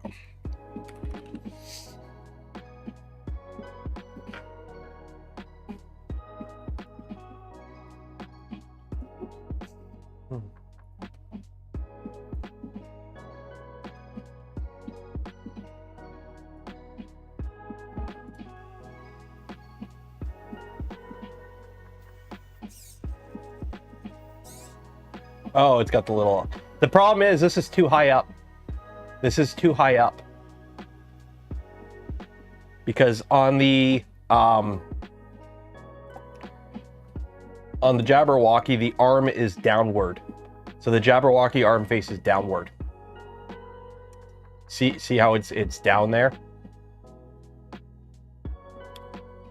So a servo wouldn't really... I mean, you could... it'd be kind of a pain to jury rig a servo on those angles.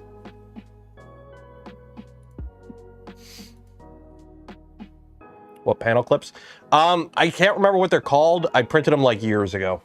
They're like latching panel clips or something. Just Google like Voron modded panel clips and start digging on like printables or something. They'll show up at some point.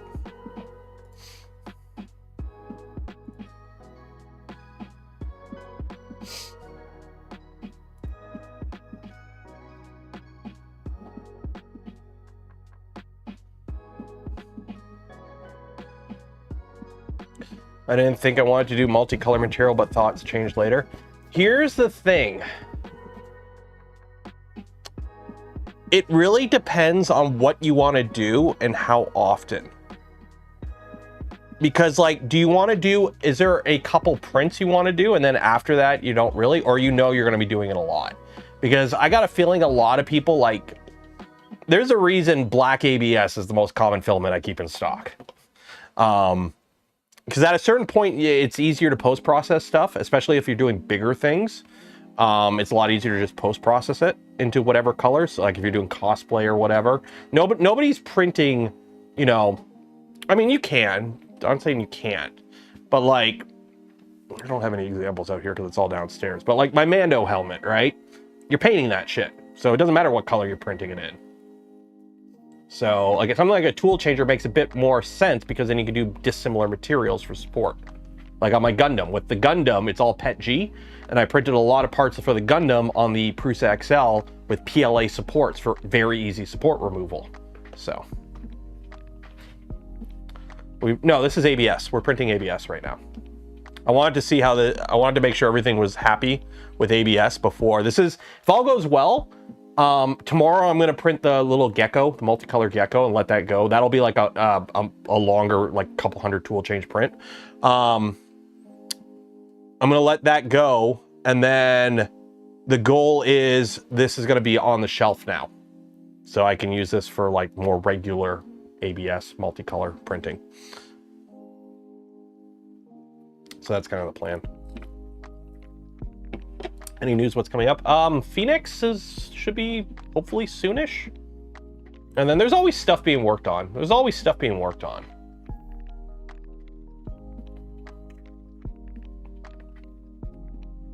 What's the name? This is the Armored Turtle test print. It looks like a little AT turtle. You know, it's the VVD. We have a box turtle over there. The whole point is we're trying this with the VVD. We'll do a bunch of testing on the VVD, and then I'll swap it over to the box turtle, and then we'll do a bunch of testing with the box turtle. And we can do A/B testing between the two. Cascade? Cascade whenever Cascade gets done. Remember, Voron is a bunch of folks doing stuff in their free time in their basement. So stuff gets worked on when it gets worked on, and stuff gets done when it gets done.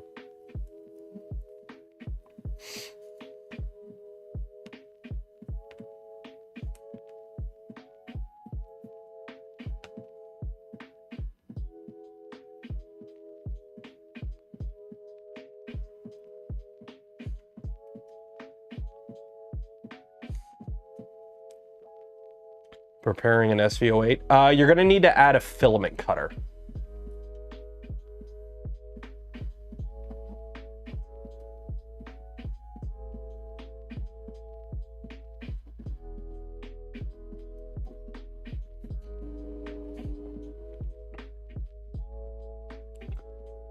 I wonder if Creality... I don't think Creality would be dumb enough to try and copy the Vortex system.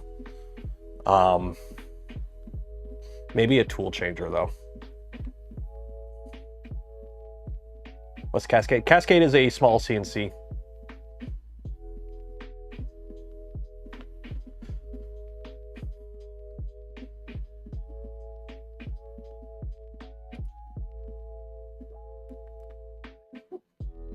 Yeah, go buy a Smurf ticket. I gotta start promoting Smurf stuff, because that's in like less than a month. And I am like, I completely forgot. I actually had a little mini panic where I'm like, shit, did I book my flight? And I'm like, wait, yeah, it's Rocky Mountain. I haven't booked anything for yet. Or I got the hotel booked for Rocky Mountain, but I haven't booked a flight yet. I still need to get a sponsor for Rocky Mountain shit. I gotta start sending out some letters to companies.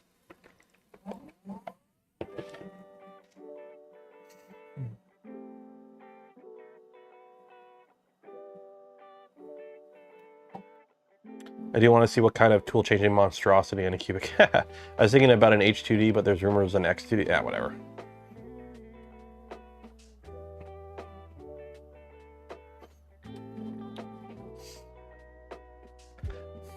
I'll be honest, the bamboo machines don't really excite me that much.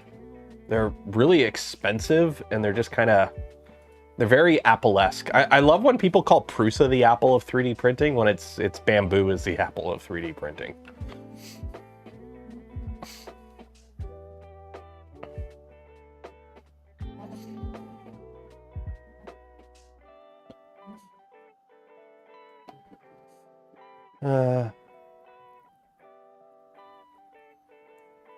But yeah, any cubic tool changer, that'd be interesting.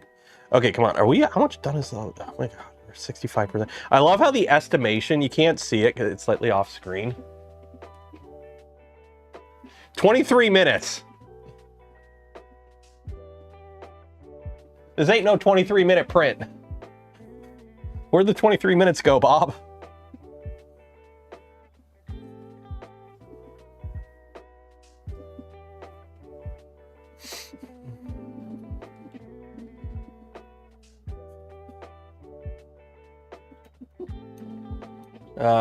There is no X2C, the P2S. Yeah, the X series is done. I'm pretty sure the X series is retired. They don't like the X series. They're not doing the X series anymore because the X1 had a Linux SoC. And once they realized the community would hack the shit out of it and take control of the machines, they're like, nope, we're not doing that anymore. So now they've moved over to like a completely different pipeline for their machines. So the X series is, I'm pretty sure, done. I don't think they're going to be doing X series anymore. Like, no, we can't be putting Linux on our machines. The users will hack it and put features in that we're going to paywall. Can't be doing that. Did I add color change time? No, I did not.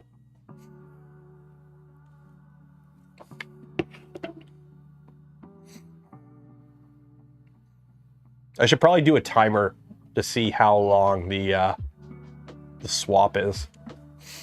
I mean, there's no point now because I've changed all the values, so.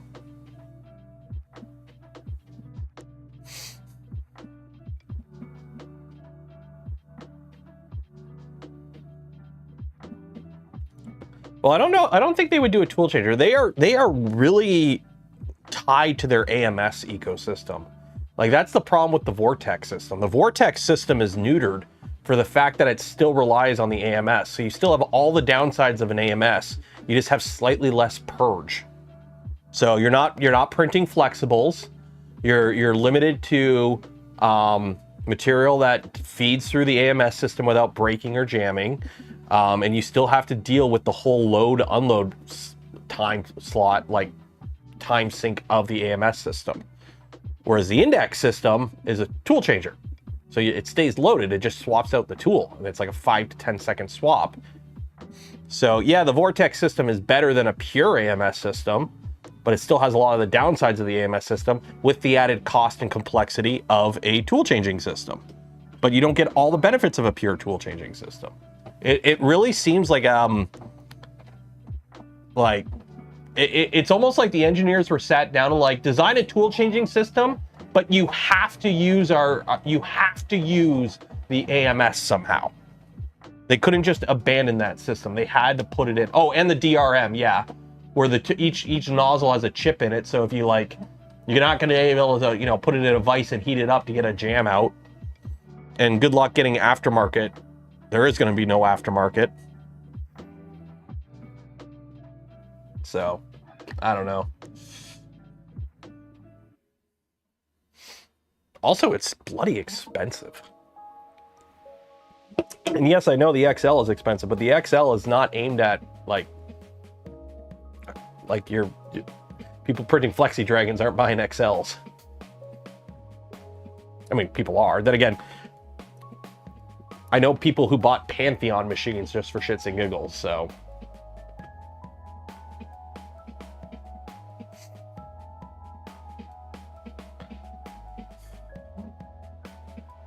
Joel cooking, I think he did. I know. Bamboo don't talk to me, so I don't get to play with their fun toys.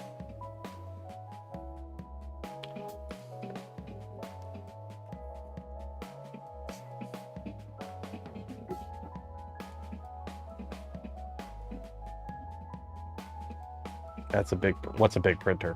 This? It's a 300. It's a V2 300.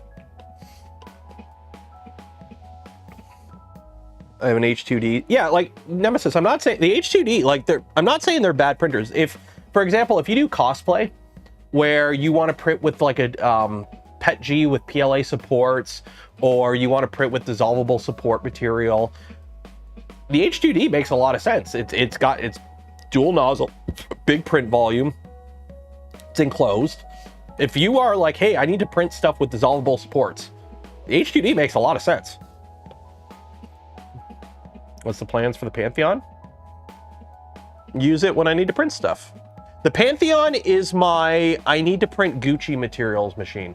This is the machine I print like PPS on and like glass filled nylons, and like, this is the machine I print the expensive plastic on.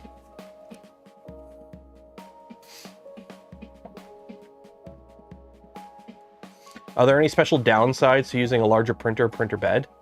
Like, are you talking about like putting are you talking about overall downsides of a larger machine, or just like the overall downside of like, oh, putting a 320 bed on a 300 printer? Which one?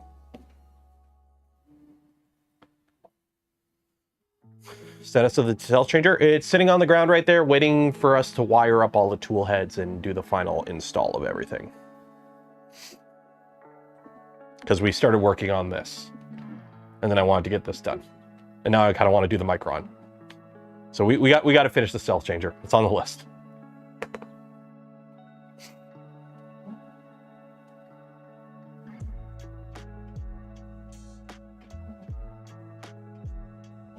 Is this V2.4 still a good printer in 2026? Yep. I mean, there's a it is still funny when you watch videos of like all these different 3D printer companies or like fab shops, and they're showing background behind the scenes stuff, and you see a Voron sitting there. There's always a Voron in the background.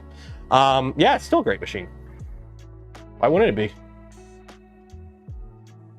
I mean, technically the Voron V2.4 is a 5-year-old printer now, almost 6. But there's been updates, obviously. Like, here's one with a full tool changer or filament changing setup on it. Bigger machine, figure warping. Warping is not the issue on bigger machines. So for example, I have a Physek Venture XL. It's basically a 600 millimeter Voron V2. Okay, 4040 frame, but the actual gantry and everything is standard Voron. At 600 millimeters, the frame grows so much. When you enclose the printer, there is binding issues. So you basically can only run the printer when it's heat soaked, because the gantry expands and pushes out on the Y if you don't properly tension everything. Things move at that scale. You would be surprised. I mean, to be fair, that same issue happens with a normal Voron, but with a normal Voron, it can just kind of tank it because the plastic parts just have enough give into them that they just kind of tank the expansion. But once you get to a certain size, shit gets funky. There's a reason Phoenix was delayed a year. The new Bamboos, no, Bamboo still uses one Z motor. Pretty much no commercial machine, no common commercial machine uses more than one motor for Z, or correction, uses independent Z, okay? Prusa uses 3 Z motors, but they're on one driver, okay, for example, because they're easier because their whole assembly line system uses integrated Z motors. They don't have non-integrated lead screws. Less of a wobble issue too. So they use 3 NEMA 17s with integrated lead screws for their Z, but they're on one driver. They're all synced together.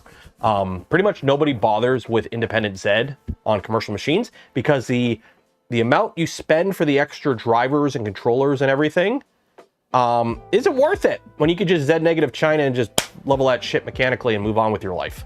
So yeah, while quad gantry tramming is fun and tri-bed tramming is awesome, it's not worth it at the end of the day for commercial machines. Why do the funky chicken dance when you can just Z negative China that shit and let the bed besh take out the rest and move on with your life? And with Bamboo, the beds are fucking tacos anyways, so it doesn't matter how trammed it is. The bed's a freaking Tony Hawk Pro Skater level anyways. So you're gonna be meshing that shit anyways.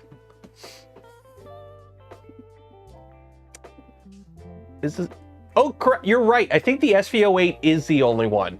I think the SV08 is the only one that uses quad gantry. Because let's be honest, the SV08 is like, how closely can we copy a Voron without it being a Voron? Does the Creality K2 have 2 Z motors? Okay. The last Creality machine I played with was a K1C.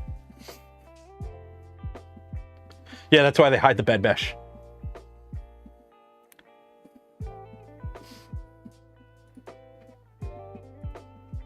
Meanwhile, Bruce is like, here's a slab of aluminum for the bed of your Core 1L.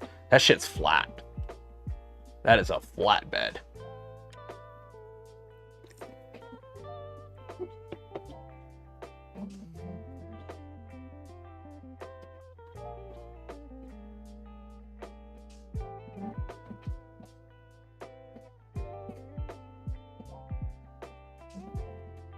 You're a Voron without being a Voron.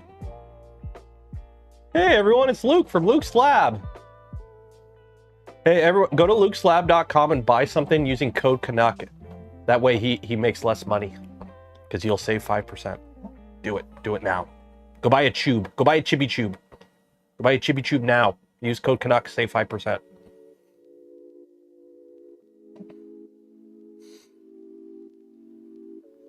Are you going to Smurf or Rocky Mountain this year, Luke?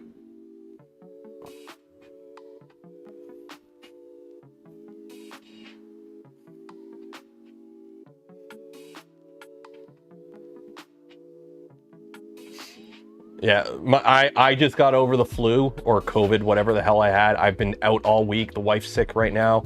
Little guy's been sick all week. Everyone's getting sick right now. You're going to Rocky Mountain, 100% not to Smurf. Okay. Well, I will be at Smurf, so I won't see you at there.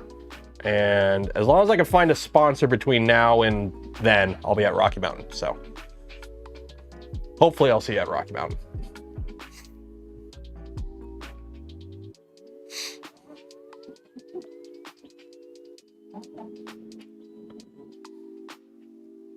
Unless the US goes all crazy and doesn't like Canadians in the country anymore. That's also fortunately, another possibility that may happen. Yeah, I just got to find a sponsor for Rocky Mountain. And I'll be there.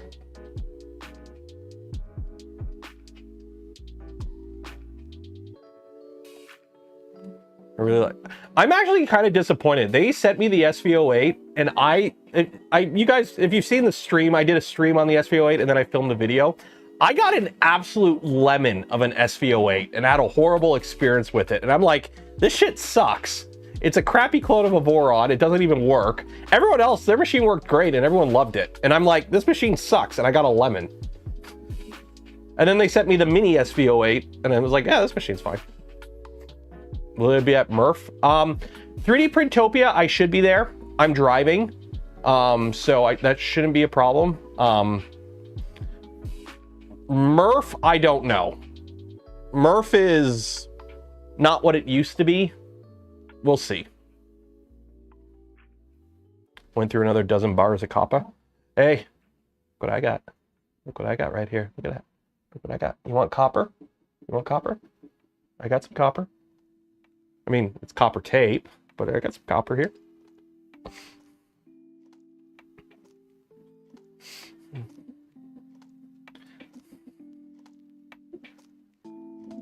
What is the price of copper right now? Luke, you're buying copper bulk. What's the price of copper at right now? Like, are we at, like, you have an armed guard outside of the shop levels of prices right now for copper? Or?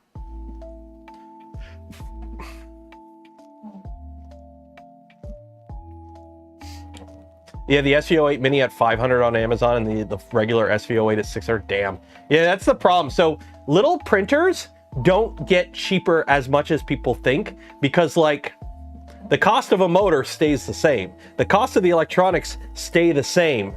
The cost of the amount of bearings stay the same. It's just you have a slightly smaller bed and a smaller frame, but everything else costs the same. So the ROI on making printers smaller is, small printers aren't as cheap as people think. It's like $12 a pound. Scrap rate is $4 a pound. Would it be better to buy a kiln and just buy everyone's scrap copper and roll your own? That be economical? But then you'd be dealing with like cross-contamination and having to purify it, and yeah, electricity cost to melt copper probably ain't cheap.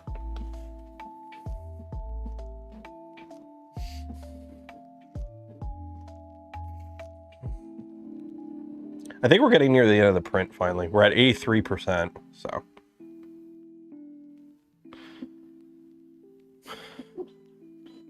Oh, you're out. Oh, you're on it. Yeah. Yeah, you got those fancy nozzles, right? Oh, Saval Zero, that's what it's called. Yeah, not SV08 Mini. I wish they called it something different instead of Zero. It's like the Voron Zero makes sense because it's the V0, because there was the V1 and then there was the V2, so it made sense to be a V0. If you don't have a numbered print like SV08, what does 08 mean? I don't know. What does the 08 and SV08 stand for? Saval Voron 08. What is 08? Is that what the V in SV08? Saval Voron? Is that what it means? I don't know. So then why'd you call it the Zero unless it's like a clone of the V0? Like, the most annoying, somebody did this years ago, okay? Years ago, somebody fired up like a GitHub or a Thingiverse page with the Voron V2.3. All it was a Voron V2.2 with a bunch of really shitty community mods slapped on it and like some hacking that they did. And they released it as their Voron, well, the V2.2 exists, I'm making a V2.3. And we're like, holy shit, no. You're just gonna confuse the fuck out of people. It's your own thing. One, it's not, it's shit. Nobody heard about it ever since. But like, if you're making your own thing, make it your own thing. Give it its own name. It's like when you see these people, they take like an Ender and they take like the frame and they hack the frame up and they take like one stepper motor and they turn it into like, I don't know, an easy bake freaking oven, but then they call it the Creality Ender 3 modded easy bake oven. It's like, no, you made a new thing. Give it its own name, damn it. Take pride in your work. Don't hitch the shitty Ender badge to it. Don't give Creality any credit there.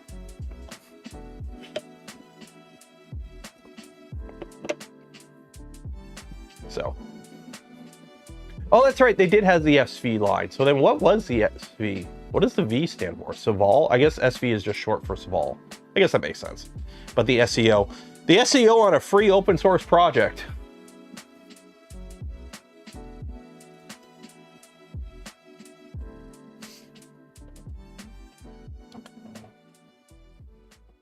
Yeah, we had a little duo. I think this was like early Discord days or like near the end of the Slack days, where we did like a powwow. We're like, hey, it's great that you guys are making like community mods and shit, but don't just like pick the next name in the line and come out with your own thing. Don't come out with like a Voron V2.5 tomorrow and it has nothing to do with the Voron team. You're just going to confuse people.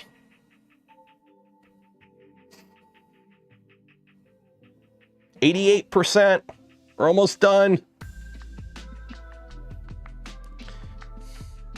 If this finishes, this will be the first print that this has finished without having any errors, which is good.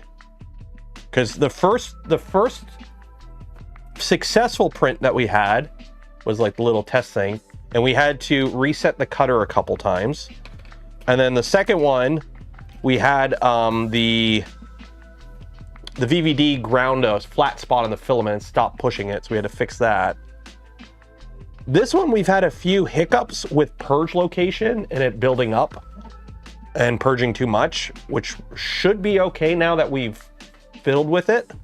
So tomorrow, if all goes well, I will start a print on this tomorrow and we should be good, so.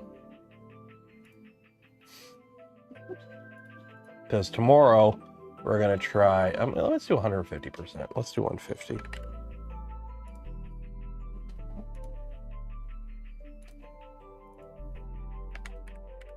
I'll do 150. Go. Tomorrow we're gonna let it do its thing. See how it goes.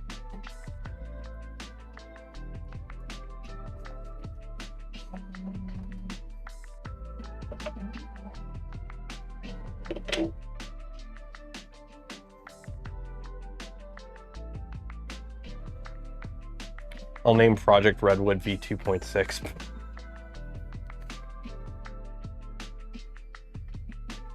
Savalbot, yeah, Savalbot Congro. I'm actually surprised, like, there's been a couple 3D printing companies that have kind of disappeared over the years. I'm surprised there hasn't been more mergers. Because let's be honest, now that Bamboo exists, like, Creality is effed. They're, like, trying everything. They're throwing the kitchen sink at the wall, hoping to get something that sticks. DJI, I think, DJI is getting really angry at their senior engineers fucking off to start competitors. Okay? DJI, senior engineer, stole a bunch of other engineers, founded Bamboo. There's a lot of shady shit that I've heard from, you know, backroom talk from other companies about some of the... I cannot say or I go and get in trouble, but I've heard a lot from other companies about like some of the shady shit that went on around the founding of Bamboo and who has what information and documents went missing. And maybe one night, if I've had a few more of these, I'll share some of the drama. But there's that. EcoFlow, I think, is another company that's not all former DJI guys. Basically, a ton of people use DJI as a springboard to then get money to found other companies and screw over DJI. Because like, they basically like went in, got all the information, all the contacts that they needed, and then they effed off to go do their own thing. And a lot of people are not happy. So for every time I see somebody's like, oh, all the Chinese companies, they all work together. It's like, no, there be drama. There is some juicy drama going on behind the scenes over there.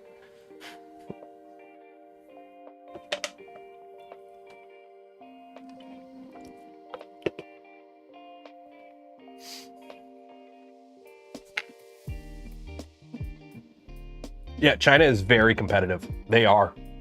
And they don't have the, they are very competitive, and they're, if you don't take advantage of the system, you're dumb because somebody else is going to take advantage of the system and take advantage of you. That's why like cheating, subterfuge, look up face culture. Face culture is another big thing. That's why like if you talk bad about a company publicly, you get shunned by them. Face culture is a very big thing in Asia countries. That's why Bamboo don't talk to me no more. I talk bad about them in public. I'm dead to them. It is what it is. So yeah. Do any companies have IP assets that would be worth buying in a merger, though? Well, over there, IP is very much a first come, first serve, and you're incentivized to basically buy up everything. No, they do have, no, Ivan, that's incorrect. They do have IP protection, but it's only over there. So you're incentivized to basically like gobble up as much IP as you can. So, oh, hey, open source project, yoink. Hey, let's grab it. Let's register it, because you want to control as much as you can so that other people can't take advantage of it. Because if you don't gobble up all the IP, somebody else will gobble up the IP and then use it against you. Like, we've had companies that have like trademarked and patented Voron shit over there, and when we reached out to them, it's like, yo, what the F? They're like, if we didn't do it, somebody else was going to do it. And it's like, okay, so that makes it right? They're like, well, if we didn't do it, somebody else would do it. You'd just be talking to somebody else. It's like, okay.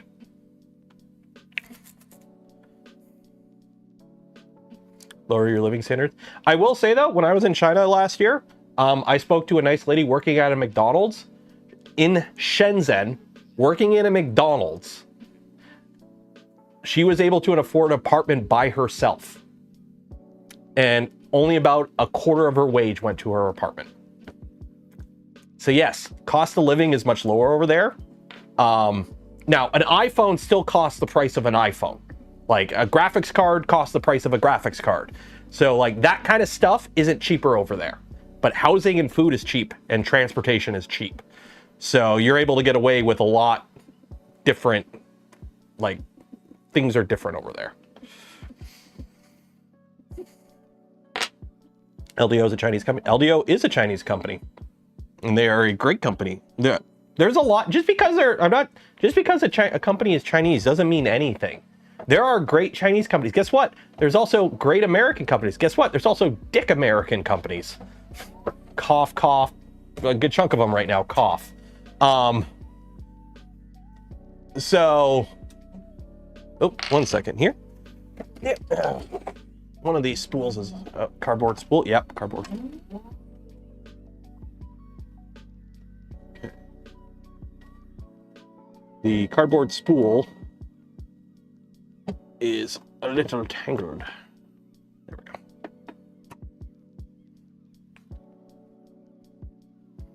Slice, I don't know. I've kind of softened my stand. I've talked to what's his name from Slice a couple times over the years in person. I don't hold the grudge against Slice like I used to. They're more of a prosumer market now. They're focused more on the business aspect of the market. I don't know. They're fine doing their thing. They just kind of... E3. I love E3D. Folks at E3D are awesome. Well, their living quarters are square 2 feet. I mean, not really. I've been in a Chinese apartment. Like, they're not huge, don't get me wrong. Like a bachelor pad apartment isn't big. But you know what? It's their own apartment. And they can afford it working at McDonald's. How many apartments in New York can you afford working at McDonald's? How many apartments in any major US city can you afford working at McDonald's? I'll take a 400 square foot bachelor pad by myself to, like, you know, not.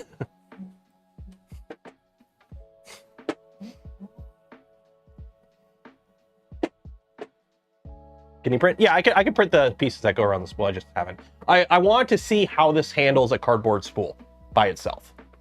So.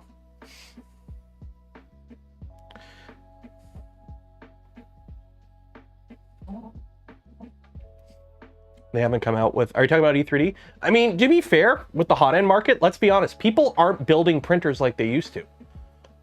3D printers, the 3D printing market was much smaller 5 years ago and was much more niche and hobby level 5 years ago. People were modding their printers a lot more 5 years ago and upgrading their printers a lot more 5 years ago.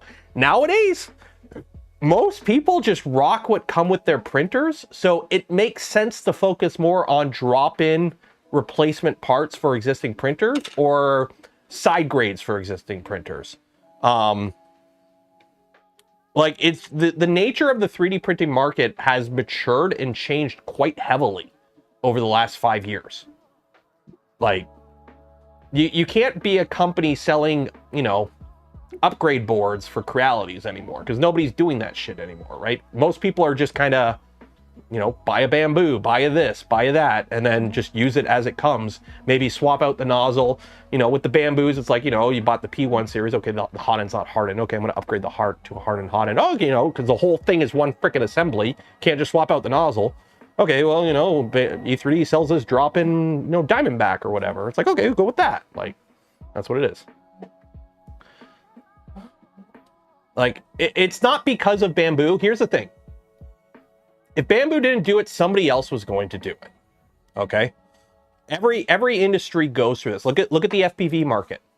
Look at the FPV market. Look at the, like, every market goes through that period where the technology is still new. It's very hobby level. It's very niche. There's lots of different competitors and startups. And then somebody eventually comes in, big, throws their money bag down and kind of standardizes, and everything becomes, you know, the edges get rounded off and everything becomes better for the most part and more consumer friendly and quality of life goes up. But, you know, the fun kind of dies. And now, you know, all computers now are beige boxes. So it is what it is. It is what it is. It's nature of the beast. Every industry goes through this.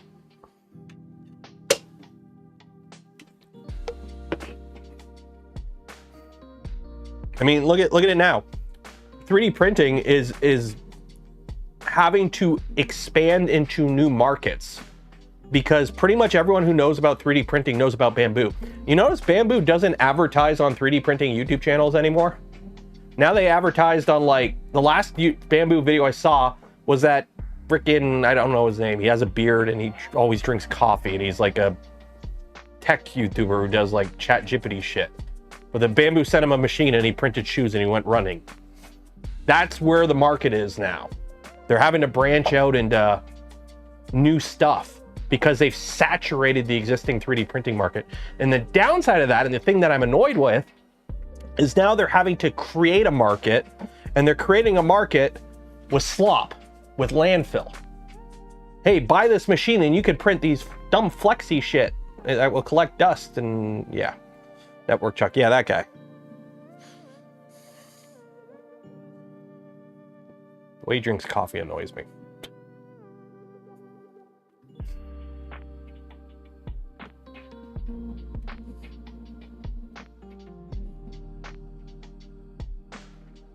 I mean, I drink a lot of coffee too, but I have a $20 coffee setup, and I don't make it part of my life. Drinking coffee is not a personality. Thingiverse was, yep, I seen that. Grant did a video on it. So if you want to know more about it, watch that. It's like that guy. I used to work at a mold shop, okay? Now, don't get me wrong. I partake in Canada's national product every now and then, right? I enjoy edibles and whatever. But that's not my personality. But you know the type. I used to work with a guy.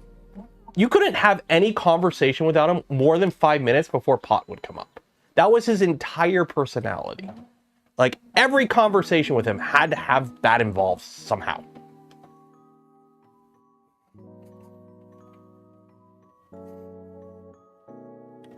What tool head? This is a Jabberwocky tool head, and we are doing a multi-color print in ABS using the Big Tree Tech VVD. I have a $2,000 coffee. I've showed you guys my coffee setup. This has been my coffee setup for at least the past 5 years. Okay, so we have my mug. My wife got it for me for work. This is the closest clip art to a Benchy she could find. And on the other side, it says #1 Dad. This is a 5-cup Mr. Coffee. It's a 5-cup, but it makes 2 cups, which is enough for 2 for me when I'm by myself, or 1 for me and my wife when we're both home. And this is a Hamilton Beach grinder. Both these together, I think I bought this for $15 and this was like $20 5 years ago. This container back here, I don't know, it's that stupid container everyone has that, you know, has that rubber seal that never sits right. This is where I keep my coffee beans. What coffee do I buy? Whatever is on sale the week I run out at Costco. When I start running low, I go to Costco. Whatever's on sale, I buy. Just buy beans. As long as you grind the beans fresh before making your coffee, that is 90% of a good cup of coffee. Just having fresh beans. So just don't, as long as you grind the beans yourself before you make the coffee, that is 90% of the way for good coffee. And guess what?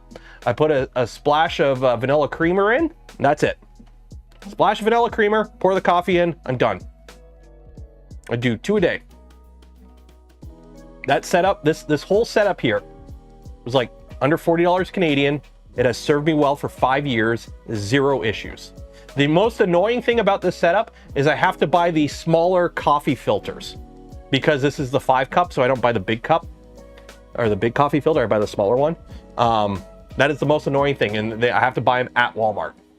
And they are in a weird aisle and they're not always in stock, so I buy like 4 or 5 of them at a time. But yeah. This is my Gucci coffee setup. It's great. I love it. I wake up in the morning. I get the little guy ready for school. As I leave to bring him to school, I turn on the coffee maker. Okay. So I grind the beans as he's getting his like jacket on and whatever. And I get the coffee set up and I hit start. I drive him to school. And then when he's done school, I drive him to school. I drop him off. I come home. The coffee is done. I pour my coffee. I have my cup. I have my second cup. I'm done. That's as fancy as I get. I tried French presses. I tried doing the French press thing. Shit gets annoying. I don't want to sit there and have to like brew the water to a certain temperature and then do the press and then you have to wait and then you push it through and then beans get the grinds. No, you just push a button. You push 2 buttons. While the beans are grinding, I'm throwing out the old filter and putting water in. And then like once a week I wash it. Done. Don't get Keurigs. Just at the end of the day, just don't get a Keurig. This setup right here, better coffee than any Keurig. I used to have a Keurig. I mean, I still have it somewhere. But like this setup right here, better than a Keurig any day of the week. French press is good. Yeah. I still wish I had it. You know what the French press is good for? If you want to do iced coffee, get like the big French press, get like the big one, and just put the coffee in there and let it steep overnight in the fridge, and then just press it and pour in the morning and make iced coffee. That, I used to use my French press for iced coffee more than anything, I'll be honest. Ooh, are we almost done?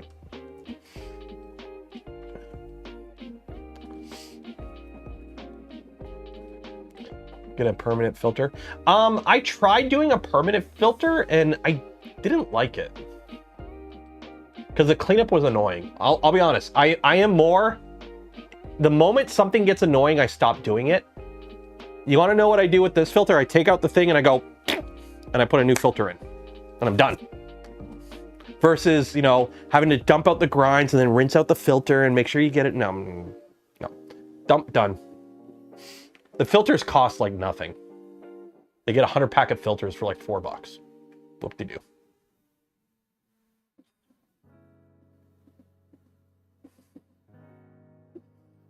The moment something becomes annoying, I stop it. This print actually came out really good too. Are we done? By the way, I have no idea what the end script for this is. Apparently I'm supposed to add something to this for like an unload at the end.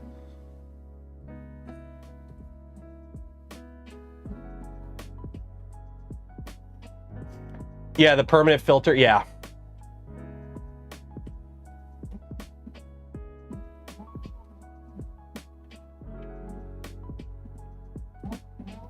The Jabberwocky kit's full of stuff. I don't know. This was a kit that I had to build myself.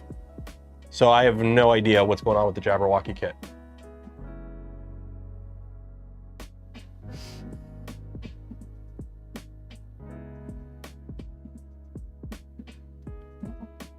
As a teen, young adult, I was really into roast memory and trying out different. Yeah, like I tried that for a while. I tried doing the French press and the one where you like, you put the thing in and you like pour the water over it slowly. I tried all that shit. You know what happens? You get a mortgage and you start working and like you have a kid and you have to cut the grass. Like, fuck that shit. Ain't nobody got time for that. Like, statistically, I'm halfway to the dead point, right? What's the average Canadian lifespan?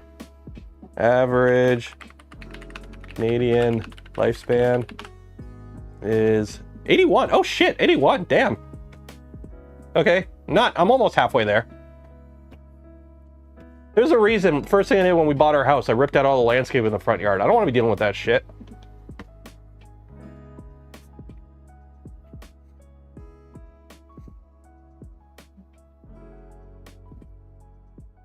Holders pre. Now, see, that's my one thing is I grind my beans fresh. I buy whatever is at Costco on sale that week, right? I'm not a fan of like hazelnut or anything. I just get normal medium roast coffee or dark roast, whatever. Whatever's on sale. I'm not that picky. But as long as you grind the beans fresh, that is my one stipulation. Just grind the beans fresh before you make the pot of coffee. That will get you 90% of the way to a good cup of coffee. If like doing the $2,000 thing where you like measure the weight per gram and you spritz it before you do all that shit, if that is like 100% good coffee and the way I do it is 92% good coffee, I'm good with 92% good coffee.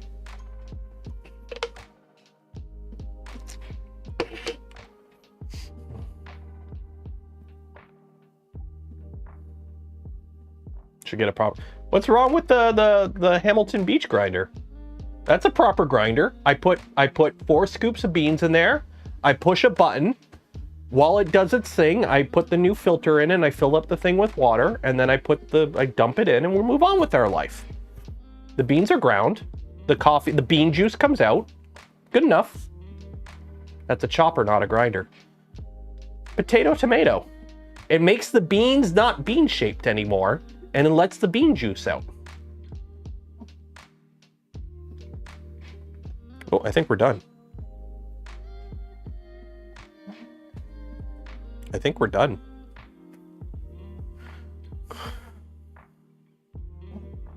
I like the way my wife's boyfriend brews her coffee. Hey, I'm not gonna...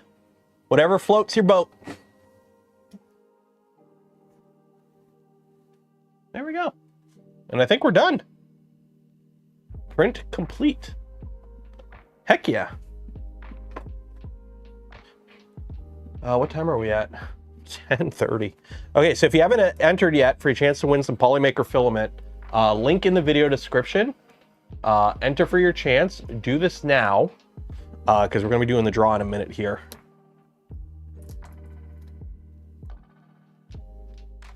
Hot. Let that cool off for a minute. So this is the problem, is getting this poop bucket out now. What is going to be the optimal way to get the poop bucket out? Because like, should we go that way? Look at all the poops. Where did I put my purge poop bucket? Ah, here we go. I got to collect all the poops. There we go.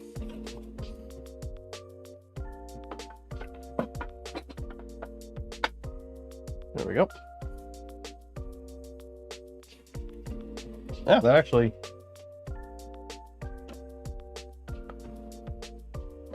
There we go. Hot.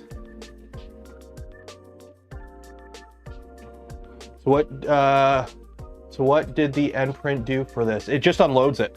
It just unloads the, cuts the filament, unloads it, and then parks.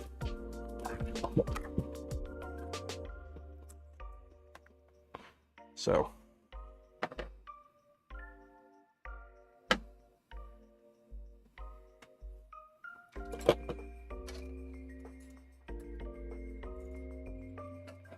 Fortunately, it was a little close to the bed on that first layer. I gotta fiddle with the first layer settings, so I'll let that cool off and clean it up later. So behold, the turtle, the armor turtle printed on a Big Tree Tech VVD.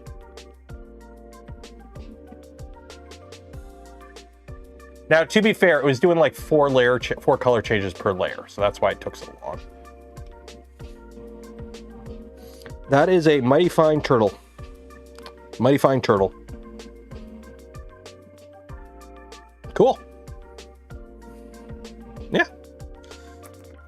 Okay, let's do a giveaway.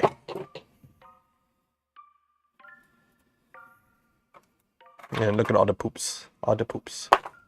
So here's all the poops for that turtle.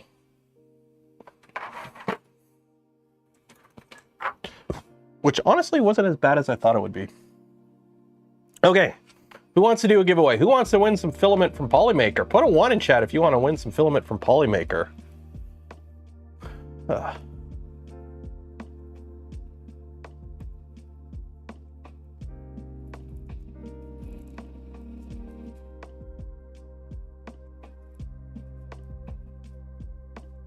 Okay, let's do the giveaway. If you didn't enter for your chance to win some filament, you'll have another chance on Tuesday.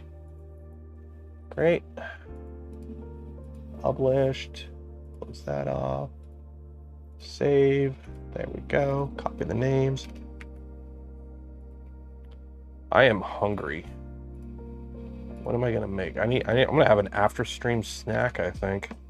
Dude, we got a pizza yesterday. Just a Little Caesars. On ready.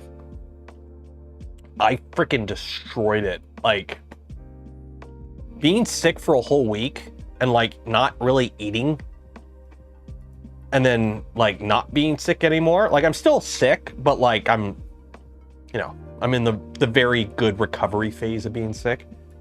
It just like my appetite came back and I just like, I feel disgusting and this is too much cheese and I'm regretting this, but I don't care. Give me more cheesy bread. 217.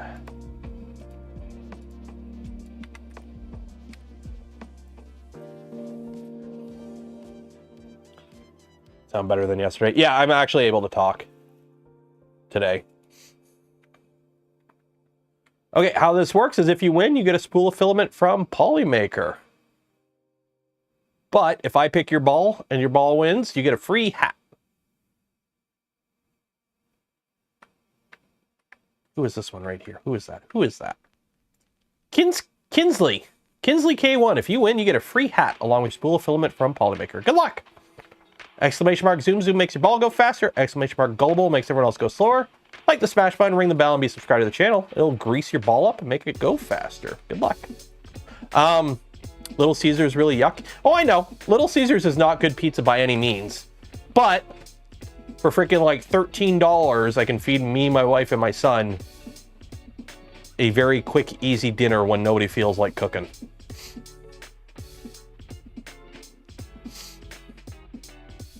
Plus, honestly, the trick with Little Caesars pizza is have a good dipping sauce. Put a little fresh Parmesan on the cheese, on the bread, on the pizza, and have a good dipping sauce, and you're good. You can spice it up pretty easily.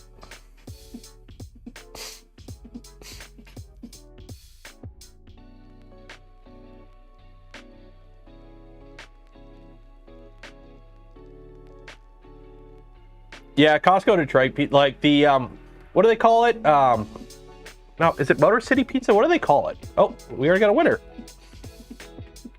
Brian Mack. Congratulations, Brian Mack. You have won yourself a spool of filament from Polymaker. Where are you? Oh, there you are.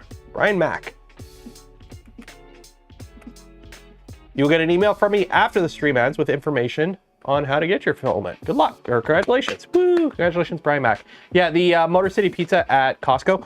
I get it when it's on sale, because it's like $18 normally, and you only get like 2 pizzas, I think, which is a bit for a... I live near Windsor, Ontario. We have our own style of pizza here called Windsor Pizza. I can get Windsor Pizza much better than any like frozen pizza. So buying frozen pizzas here, you don't do that. If you want cheap pizza, you get Little Caesars, or you get proper pizza. You don't get frozen pizzas here. But I will get the Motor City pizzas at Costco when they're on sale. But they don't really go on sale that often. But they are good. The trick with any frozen pizza, if you are going to cook a frozen pizza, get a pizza stone. Properly heat up a pizza stone in your oven, and then cook the pizza on that. You will actually get a decent crust. Because the problem with frozen pizzas is the crusts suck. If I wanted marinara sauce on bread, I would put marinara sauce on bread. I want a crispy crust for my pizza. So there we go. 7-Eleven pizza. I've never had 7-Eleven pizza. I don't think we even... Do we even have 7-Elevens in Canada? I don't think I've ever seen a 7-Eleven in Canada. Or at least none near me. Food courts in Canada sell pizza? Yep, they do. They do. The thing is though, if I'm going to the one, I normally don't go. So my thing is, we normally go to Costco on Wednesday. Wednesday is our Costco day. And if we go in the morning, so if my wife's working afternoons, we'll go in the morning. And then usually what we do is we drop the little guy off at school. We go to McDonald's, get a McDonald's breakfast, and then hop across the street to Costco. And then we do our Costco shopping. Because if we drop them off at school and then go to Costco, by the time we get to Costco, it's not open yet. So we go to McDonald's for breakfast, grab a quick little McDonald's breakfast, and then we go to Costco. That's our mornings. If she's on it days, we go in the afternoon because we make it a family trip. And Wednesday afternoon, we get Burger King on the way home because it's Whopper Wednesday. So, yeah. So it's been a while since I've gone to the McDonald's or the Costco food court. But if I do go to the Costco food court, I live in Canada, so I get a poutine. Because Costco poutines are actually surprisingly good. For store-bought poutine, Costco poutines are pretty good. So I'll get the Costco poutine. Although, I think they have the Montreal smoked sandwich again, which is actually pretty good. But I haven't gotten one of those in years. Pizza Hut. Dude, I am so disappointed. During COVID, like all the Pizza Huts closed down. So like all the Pizza Huts closed down during COVID. And then they announced they were opening up a new Pizza Hut near me. And I'm like, oh my God, I'm going to Pizza Hut. No, it's just like a Pizza Hut delivery place. Like you can't even go and sit down. It's like, no, I want to sit down at a pizza. I want the red cup with Pepsi in it. And I want my pizza that's half grease. What's a poutine? Oh, sweet summer child. Google. It's quicker to Google because there's an 8-second delay by the time you ask me and then I have to explain it. Just Google poutine. It's fries with cheese curds and gravy. Okay. Poutine. Potin. Fries, cheese curds, gravy. It's got to be a brown gravy and it's got to be cheese curds. None of this, oh, it's in an absolute pinch, okay? We're talking like the nukes fell and like society is over. Okay, maybe you can use mozzarella cheese in that case, okay? When like the sun has blown up and the earth is slowly spinning and you're about to get vaporized and you really want a poutine and you don't have cheese curds, mozzarella in a pinch. But it's got to be good fries. None of this like shitty fries. The fries got to have a bit to them. They got to be slightly crunchy fries. It's got to be a brown gravy, okay? And cheese curds. Okay? Cheese curds. Okay? Nothing is more disappointing than going to a place that, oh, we have poutine. And you're like, oh, I will have the poutine. And they come out and it's soggy fries, it's the wrong kind of gravy, and it's like cheddar cheese. Your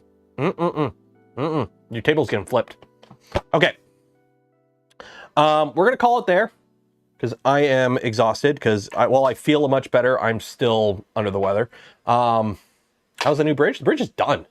The bridge has been done for a while. They just got to finish like the service stuff on each side. Like they got to finish the buildings and shit like that. I can't wait for the new bridge to be open because it's a much easier trip for me to get to the airport when I fly out of the States because I no longer have to drive through like downtown Detroit and Windsor. The reason the bridge is all bullshit is because the owners of the current bridge, the Maroon family, bunch of morons, they called up Daddy Trump and complained and like, oh, you got to help us because, you know, our bridge is shitty and it's in a city spot and we've owned it for 100 years and it's falling apart and we're going to lose all our money. Fuck off. You guys have been horrible for the city. Yeah. Poutine made with Wisconsin white and yellow cheese curds. Ooh, that sounds good. That does sound good. Okay, calling it there. Shout out to Big Tree Tech. I guess YouTube disclosure, I forgot to say at the beginning of the stream. Big Tree Tech sent me the VVD free of charge. They materially sponsored the streams, I guess. If you are interested in getting one, check them out. Link in the description below. Shout out to them for sending that. And then shout out to Polymaker for the spool of filament we give away this stream and everywhere. Check them out. Links in the description. I'm gonna...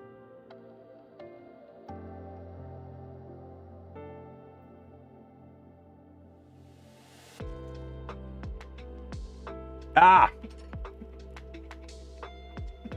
Ow! Ah! I live! I'm still hacking up phlegm. So like, I'll be talking and just a chunk will work its way up and it's like, ah. Shout out to all of them. Check them out. Links in the description below. Affiliate links don't cost you anything extra. Go a long way in supporting the channel. Some of them, like the Gamer Subs link, use code Canuck, save some money. And then for those that donate to the channel, gifted memberships to others, or became members of the channel yourself, I thank you. Not be able to do the things I do, create the content I create without your continued support. You make it all possible. I'm Taylor, Canuck Creator. Enjoy the rest of your weekend. Be safe out there. Wash your hands. Don't get sick. It sucks. And I will see you in the future. Good night.